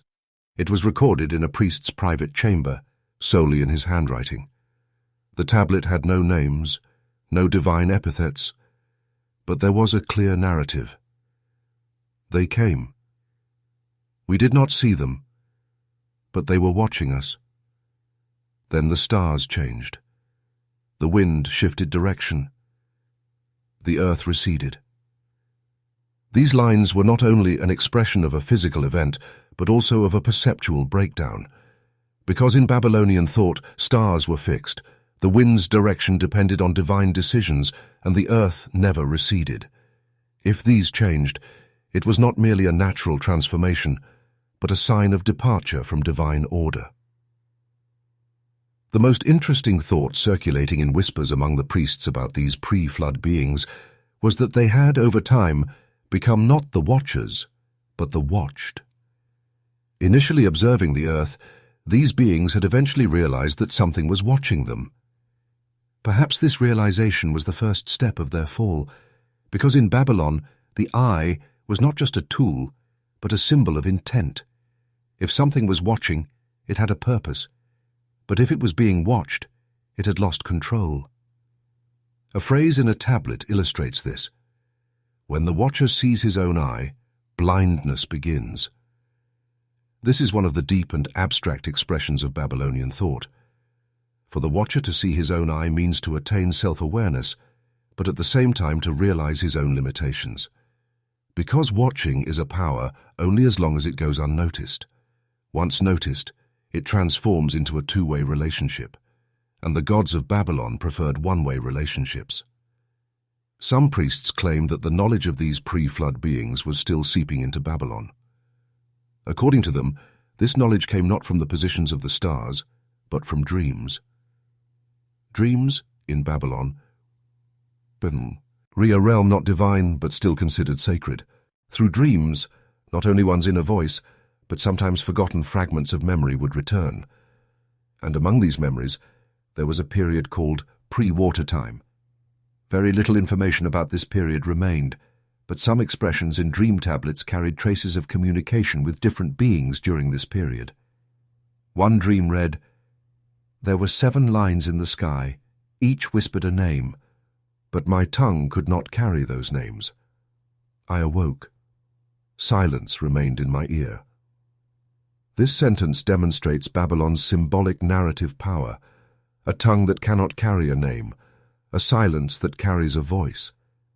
This was a prophecy that touched not only the knowledge, but also the form of that knowledge, because in Babylonian belief, every unspoken word was considered dangerous. Either it was too ancient, or it was still alive. During this period, some symbols silently added to the temple archives showed that a new perspective on pre-flood beings was emerging. Figures previously expressed only as eyes now began to be encircled by wing-like drawings. These drawings resembled neither angels nor gods explicitly, but it was clear that they indicated something rising from the earth, and this was not something commonly seen in Babylon, because Babylon's gods usually descended from heaven. But these figures seemed to be rising from the earth. Perhaps the flood was not just a destroyer, but also a barrier. And now, some things were re-emerging from where they had been buried. A note in a priest's journal was quite striking. "Silence is the breath of that which is buried deep." This phrase suggested that in Babylon, silence was no longer just about forgetting, but also a kind of waiting. That is, the pre-flood beings had not disappeared, but had merely retreated. And now, when the time was right, they were preparing to return. Perhaps the stars were giving their sign. APS some symbols carried calls thought to be forgotten. But the real danger began here, because the people of Babylon did not know what they were supposed to remember. And summoning without remembering was the greatest danger in Babylon. Gods were summoned by name, but the names of these beings were now forgotten. So every voice that summoned them turned into an uncertain echo, and echoes sometimes opened unexpected doors. For this reason, some priests began to think that another flood would come, but this time the flood would come not from water, but from sound. If the silence broke, the echo could start a flood. This fear led to a decrease in the number of dream records in Babylon. Now people did not write what they saw or even remember it, because every dream carried the risk of summoning forgotten knowledge, and knowledge, when summoned, wanted to return. Some symbols still found today on Babylon's stone floors bear the traces of that era: 3 dots, a line, and an eye shape carved into the stone. The meaning of this symbol is not clearly known, but priests slow their walk when they see it. Some bow their heads, some step more carefully, because the eye on the stone may still be watching. And this watching is no longer divine, but part of an older agreement. Perhaps those who came before the flood are still waiting for something. Perhaps not just to be remembered, but to be spoken of again. But if that silence is truly a seal, does breaking it mean inviting a new flood? As night fell on the plains of Shinar, the stars emerged one by one. But for the oldest priests of Babylon, these stars were not merely celestial adornments, but lines from an ancient book. Each carried a story. Some whispered a memory untold, others a name desired to be forgotten. For in Babylon, forgetting often meant protecting. But there were some nights when this protective oblivion trembled, and something seemed to wink from the sky, wishing to be remembered. The silence of the pre-flood beings was like a gap in Babylon's memory, a closed door, a threshold no one wanted to open, but everyone knew existed. And what lay beyond this threshold could only be sensed by very few. It was not written in official tablets. It was not openly told among the people, but in the stones carved with silence, in the dreams whispered in sleep, in the shadow figures glimpsed by averted eyes, the echo of this ancient voice could be heard. On some walls within the temple, reliefs long carved, but whose paint had faded over time, would attract attention. These often depicted not gods, but fainter and stranger figures. Their wings were not as magnificent as those of the gods, their eyes drawn in unfamiliar shapes. But among the symbols carved around these figures, a pattern was discernible. All were drawn with signs resembling water waves around them. These figures were associated with the flood, but whether they came before or with the flood was never clearly stated. This uncertainty represents a special place in Babylonian thought, for the realm of the gods is clear and ordered.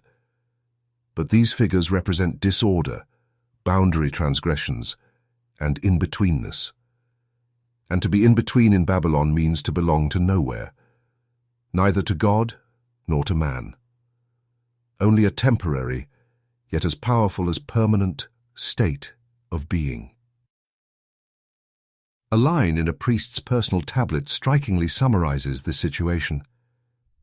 They came, but found no place. The earth did not push them away, nor did the sky accept them. They waited in silence. This phrase points to the unplaceable identities of the pre-flood beings. If a being is not divine and also not human, then where does it belong? Babylon chose not to ask this question openly, but this does not mean the question did not exist. It merely leaves it waiting. The idea that these beings were knowledge-bearers in the pre-flood era gave rise to one of Babylon's greatest anxieties. For knowledge was sacred, but only when it came from the hands of the gods. If knowledge came from another source, whether from the depths of the sky or from those who came before the flood, that knowledge was considered suspect. And suspect knowledge in Babylon was tantamount to a curse. Some tablets state that these beings taught humans to measure time, to read the sky, and to make stones speak. All three of these actions are highly valued in Babylonian culture, but if these actions were given before the gods, Babylon's cosmic order would be disturbed, because all knowledge must be initiated with the gods' approval. Yet in these narratives, there are no gods. There is only an eye, a silent but watching eye, and this eye does not align with any of Babylon's gods. Realizing this, the priests either buried these tablets or simply turned them into symbols, concealing their meanings. However, some texts state that this eye gave humans not only knowledge, but also sensation. That is, not looking with the eye, but sensing with its presence.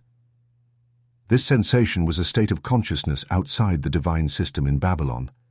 It did not give direct commands to people, but shaped their behavior. And for that reason, perhaps it was the most dangerous.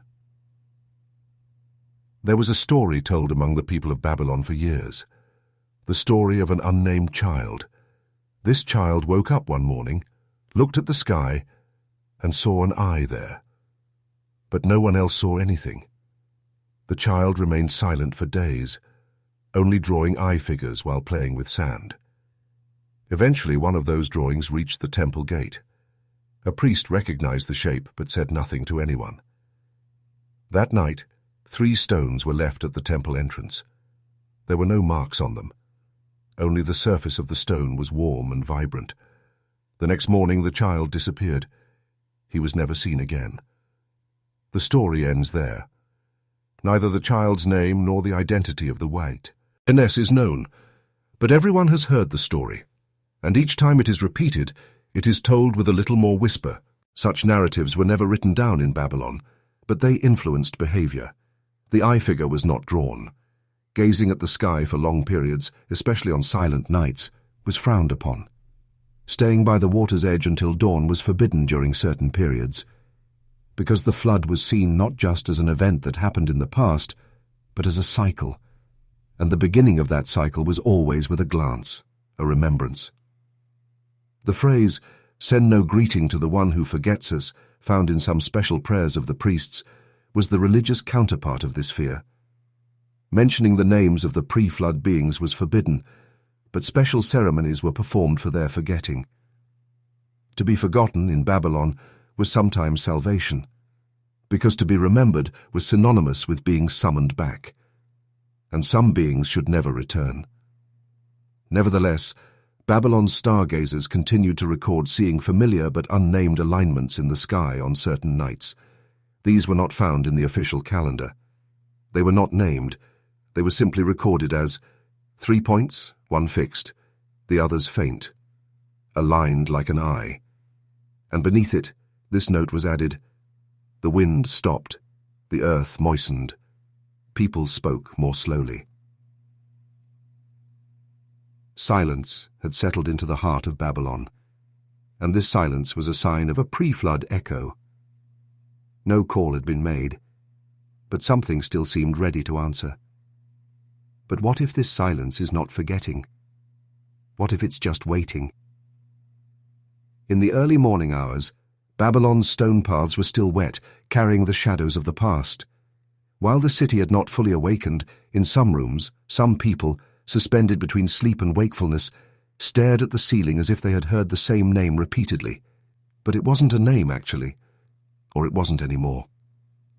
Babylon's historians had erased that name from texts, and if a name was erased from a text, according to Babylon, it should no longer exist.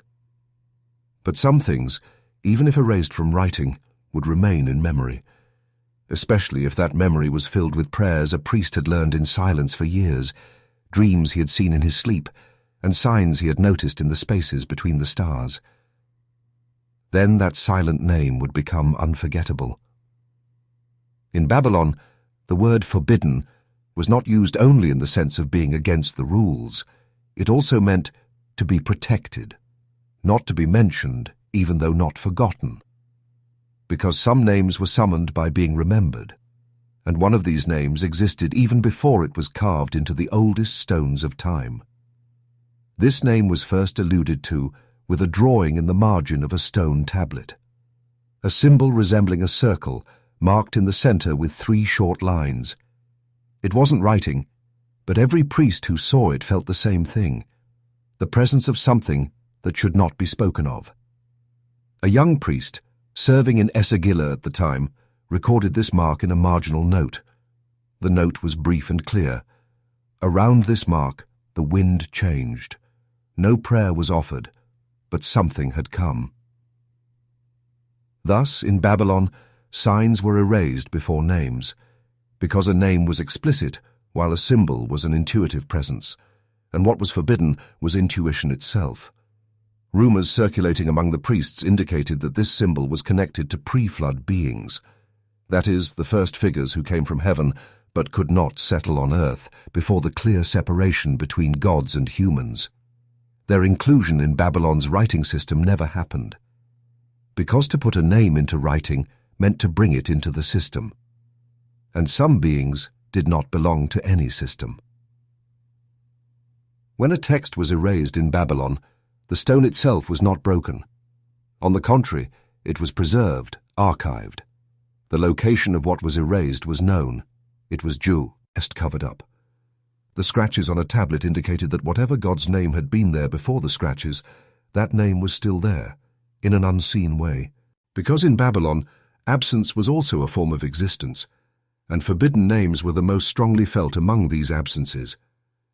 Among Babylon's scribes, only those with the title first-tier scribe received special training. In the final stage of this training, the silent reading of erased texts was taught. The blank spaces on the tablet were read with fingertips to sense the unseen writings, and symbols not committed to script were processed by memory. And during this silent reading, some students' hands would tremble, their eyes would dim, because the weight of what was missing was sometimes more oppressive than what was written. That is why, where a blank space was left on a tablet was very important. The place of a forbidden name was often not at the beginning of the tablet, but in the middle. With a silence interrupted in the flow of a sentence, this, in the Babylonian language, would change the meaning of every word that came before that blank space, because that blank space was also a rupture, a moment where the text merged with memory. At one point, it was noticed that these blank spaces became more frequent. Especially in texts written in scribal houses outside Esagila, small pauses and prayers with incomplete meanings began to appear in every seventh line. This situation was debated in the temple's high council.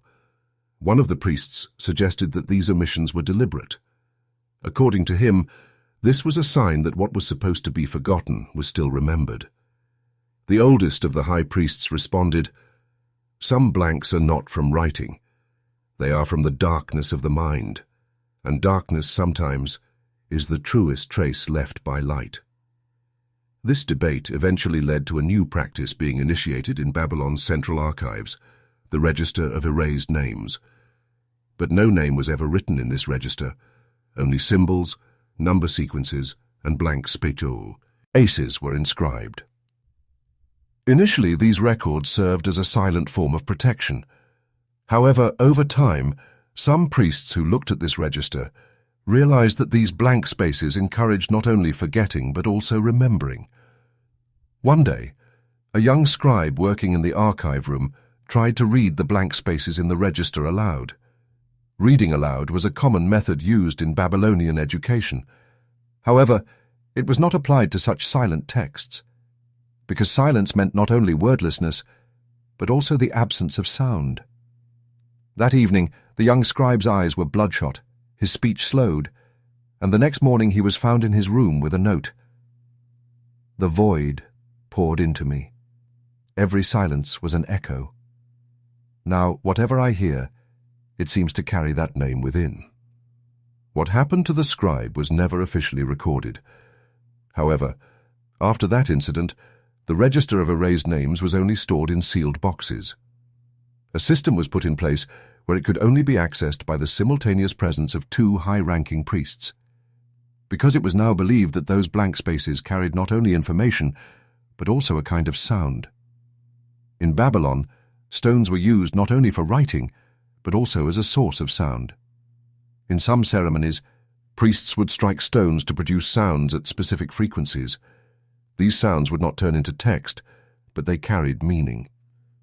Could the blanks of forbidden names now be recalled not only by reading, but also by these sounds? This idea worried some elderly priests, because even if the name was forgotten, if its echo was within the stone, then the call was still ongoing. And one of the most feared things in Babylon was an unanswered call continuing, because this would mean a connection being established outside the system.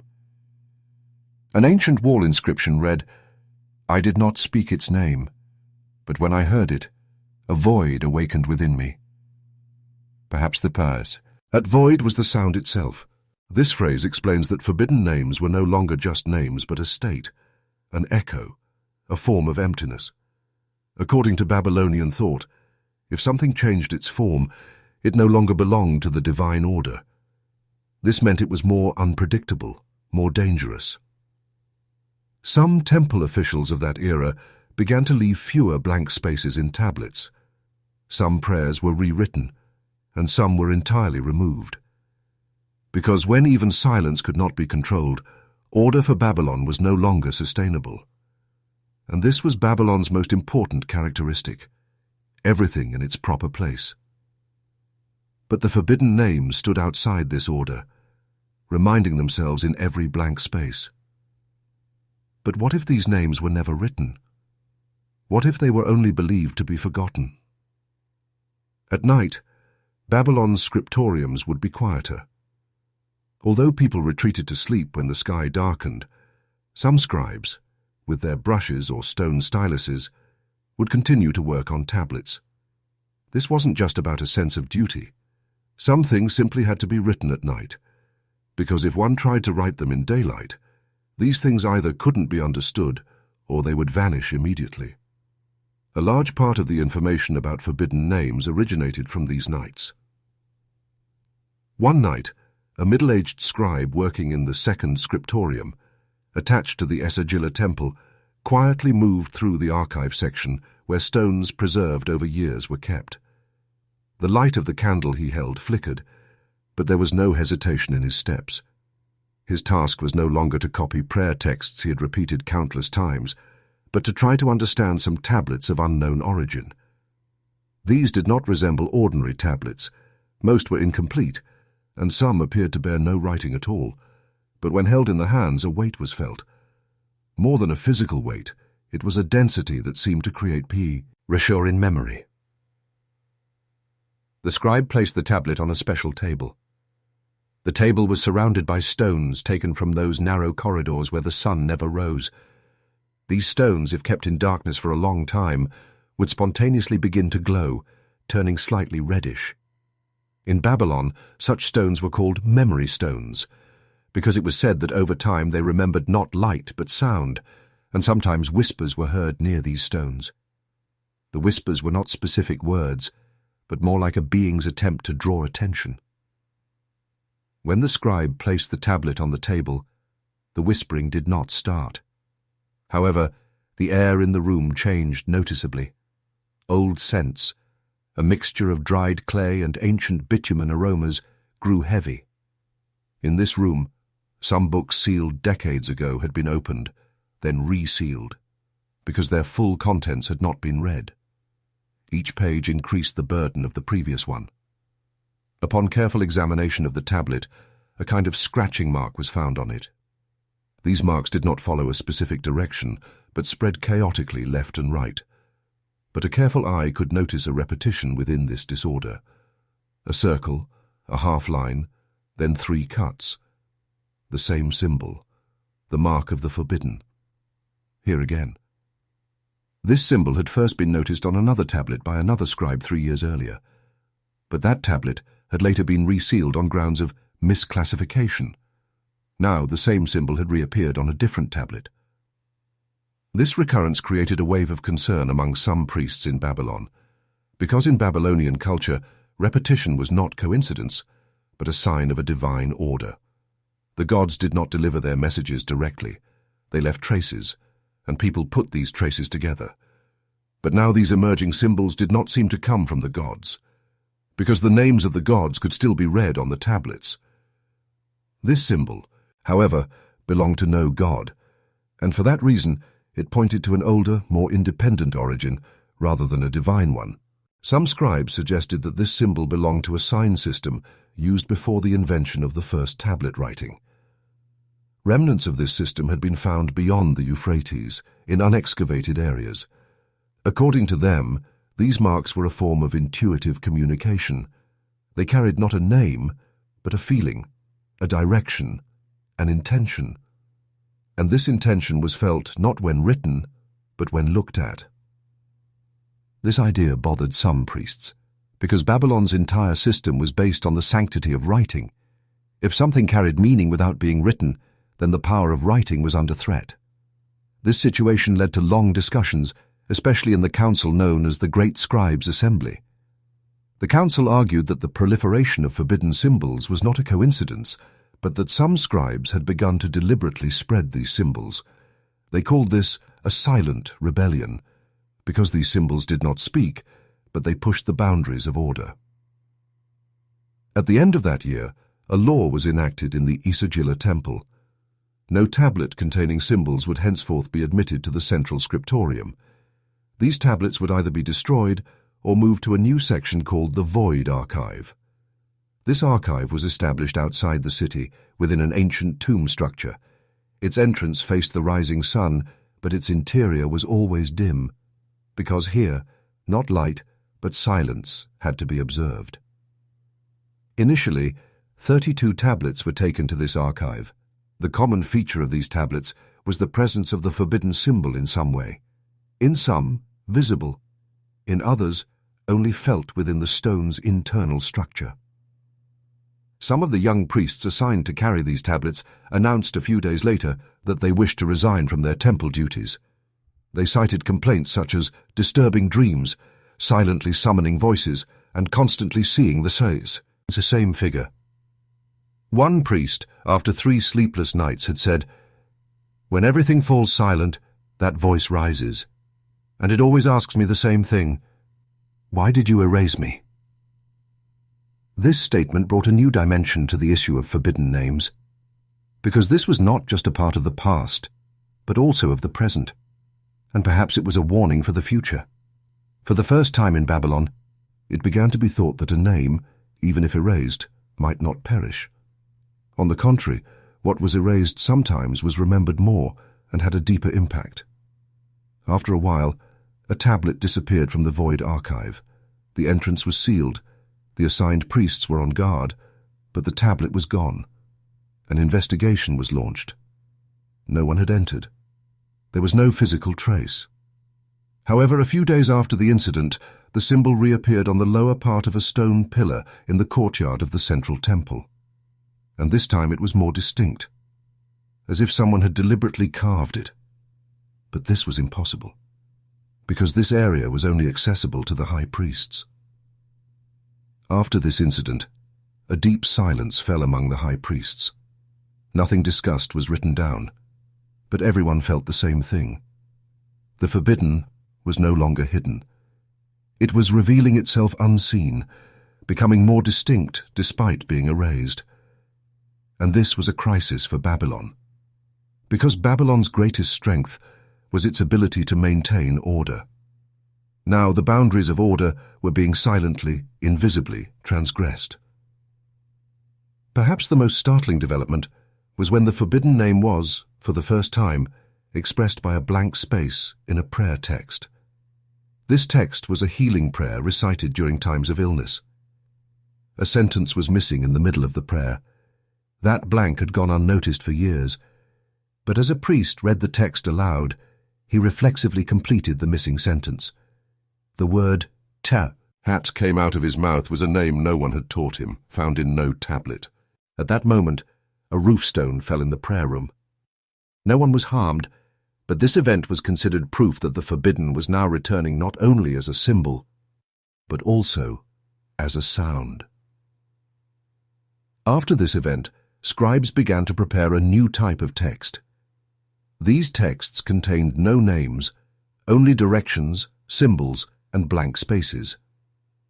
This new type of writing was called echo writing, because every blank space carried a call, every symbol an echo, and in the quietest corners of Babylon, these texts were silently multiplied without being read to anyone. But a question still hung in the air. If a name is heard more when erased, was there truly a way to silence it? As time passed, echo writings began to spread like whispers through the streets of Babylon. These texts were not found in official tablets, nor did they enter sacred archives. They were carved onto the stones of small altars in the outer districts, onto the bases of columns in abandoned temples, and sometimes even onto the inner surfaces of pottery. These writings with blanks, seemingly meaningless, transformed into a call only for those who could fix their gaze, feel the rhythm, and listen to the silence between the symbols. Scribes now wrote not with pens, but sometimes merely with their fingertips. Because for some information, not the shape, but the trace was important. And a trace was felt most acutely through touch. According to the old masters, to erase a being's name meant not to erase its existence, but merely to change the way it was summoned. That is, when you carved out a name, it did not disappear. It merely changed its voice. This belief over time formed the basis of the silent cults in Babylon. Groups not affiliated with the temples, but who maintained their rituals with time and care. They argued that forbidden names were no longer forbidden, but rather had come to be expressed in a different way. The leader of one of these groups was an old chief scribe who had left the central scriptorium years ago. His name had been erased from official records, but his students still called him the Scribe of Shadows. This scribe no longer left a symbol or writing. Instead, he left a trace on the stones with only a vibration. With a small hammer blow, he created a crack in the internal structure of the stone, then caressed it with his palm. This crack was invisible from the outside, but it changed the internal structure of the stone. The voice of the writing had now become not visible, but perceptible. One day, one of the groups affiliated with this scribe found a half-buried tablet in the dried riverbed outside the city. The tablet was old, very old. The writing style on it belonged to no known period of Babylon. However, when touched, it was felt to vibrate slightly, as if a pulse was beating. And right in the middle, that ancient symbol, which had been erased countless times in Babylon, now stood with all its clarity, as if it had never been erased. When the tablet was brought, the Scribe of Shadows remained silent. To him, this was no longer a message, but a sign of return. That is, what had been written was not erased. It had merely waited to return. Now its time had come. But what did this mean? This information did not spread among Babylon's priests.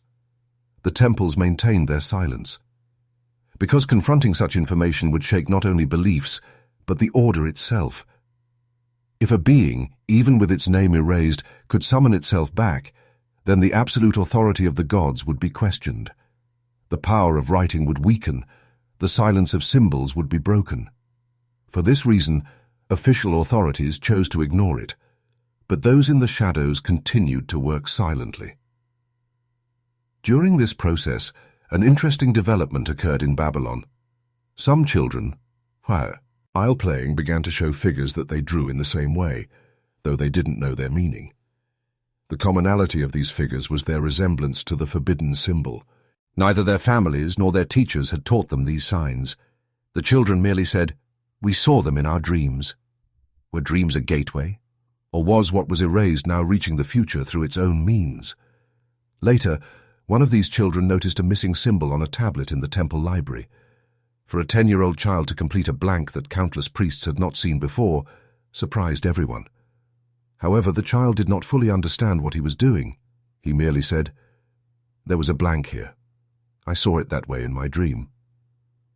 After this incident, some priests called for a re-examination of the old prohibitions, but this call did not receive an official response. Because in Babylon, order rested on the past remaining silent. If the past spoke, the present would crumble.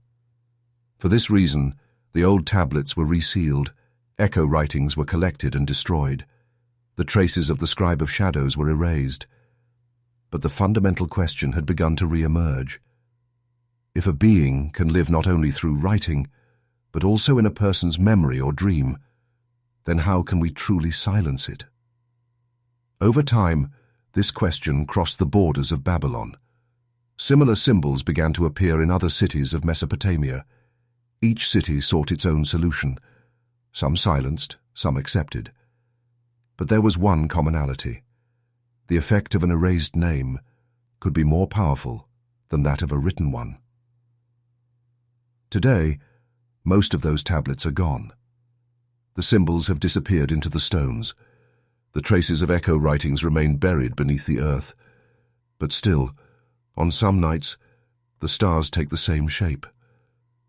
Some people have the same dream, and some words, even if never consciously learned, fall from lips.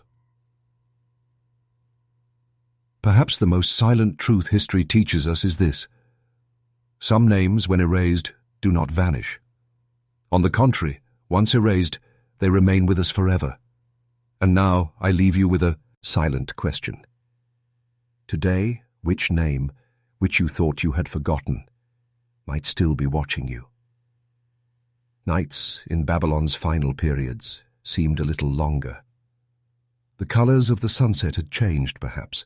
The sky, mingling with the sand, took on a hue closer to crimson rather than its familiar golden yellow. This change in color, though appearing to be an ordinary natural phenomenon, was a sign for the ancient scribes working in the shadows of the temples.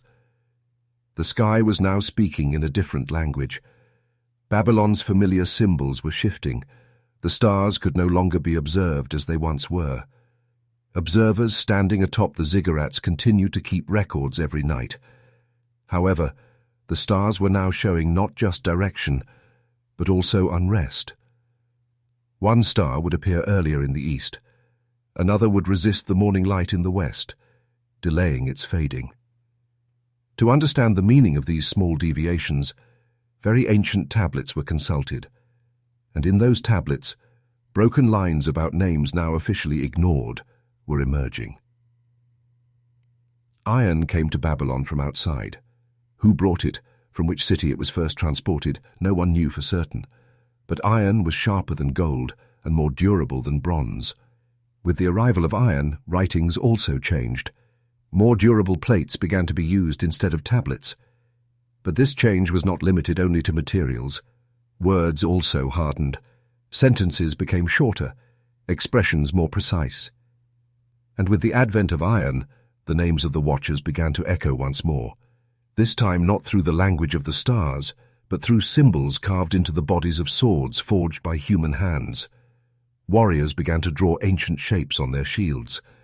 While some claimed to carve these shapes merely for good luck, others recounted that these marks appeared spontaneously in their dreams. The Watchers had not silently wit, the drawn from above Babylon. They had merely changed form. These beings, once visible only to priests or scribes, now appeared in the minds of ordinary soldiers, because war had become a sharper form of expression than writing. While temples tried to maintain the old order, the knowledge of iron spread among the people, and this knowledge was forged with fire.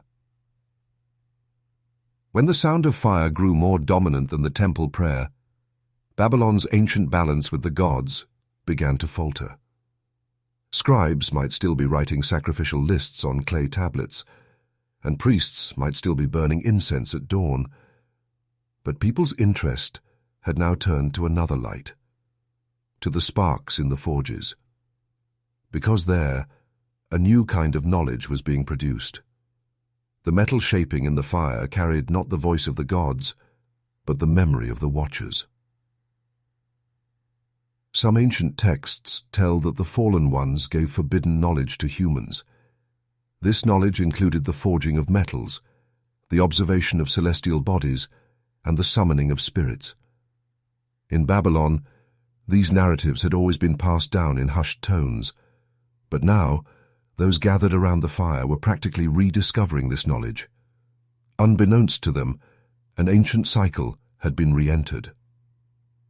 The figures seen in the dreams of blacksmith apprentices resembled the symbols on ancient tablets. This similarity was unsettling, because these children had no temple education. They had not seen sacred texts. Yet their hands, as if carrying a memory from another time, found the correct shape. And in every piece of metal forged, an echo was felt, as if someone was watching them, guiding them, shaping them.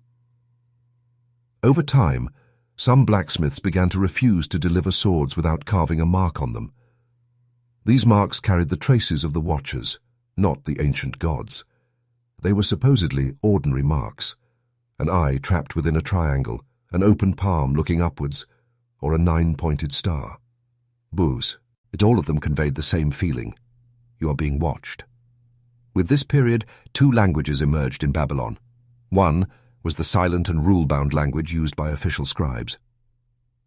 The other was the language of blacksmiths, travelers, and apprentices, a more intuitive and ancient language, consisting mostly of symbols and signs. No one openly taught this second language, but people learned it. Because that language over time asserted itself. It appeared in dreams, in hands, in drawings. And so, a rupture occurred in Babylon. The temples had ceased to write the names of the Watchers, but the people unknowingly were summoning them again. This summoning was not taking place through prayers or rituals. On the contrary, every piece of metal forged with fire was an echo, and the Watchers were returning with these echoes. Over time, the city was destroyed. Babylon never regained its former glory. Ziggurats fell into ruin, temples became silent, libraries filled with sand. But some iron fragments remained. Some were carried to other lands. Some were embedded in the weapons of new kingdoms. The symbols carried by these fragments did not lose their meaning. Some even gained new meanings in entirely different civilizations. And the Watchers, perhaps they were never physical beings. Perhaps they were merely a form of knowledge, a comprehension that existed outside of time, yet capable of harmonizing with time. Even when Babylon fell, they continued to remain. Because iron remained, observation remained, and people did not stop looking at the sky. The stars you still see when you look at the sky today are the same stars Babylon observed, and some of those stars are believed to have once indicated where the Watchers fell. Those traces are still there. Babylon is gone, but the feeling of being watched continues. Because some knowledge once given cannot be taken back. Knowledge born of fire is unforgettable, and the Watchers, though forgotten by name, remain in consciousness, engraved not in the alphabet, but in the inner voice.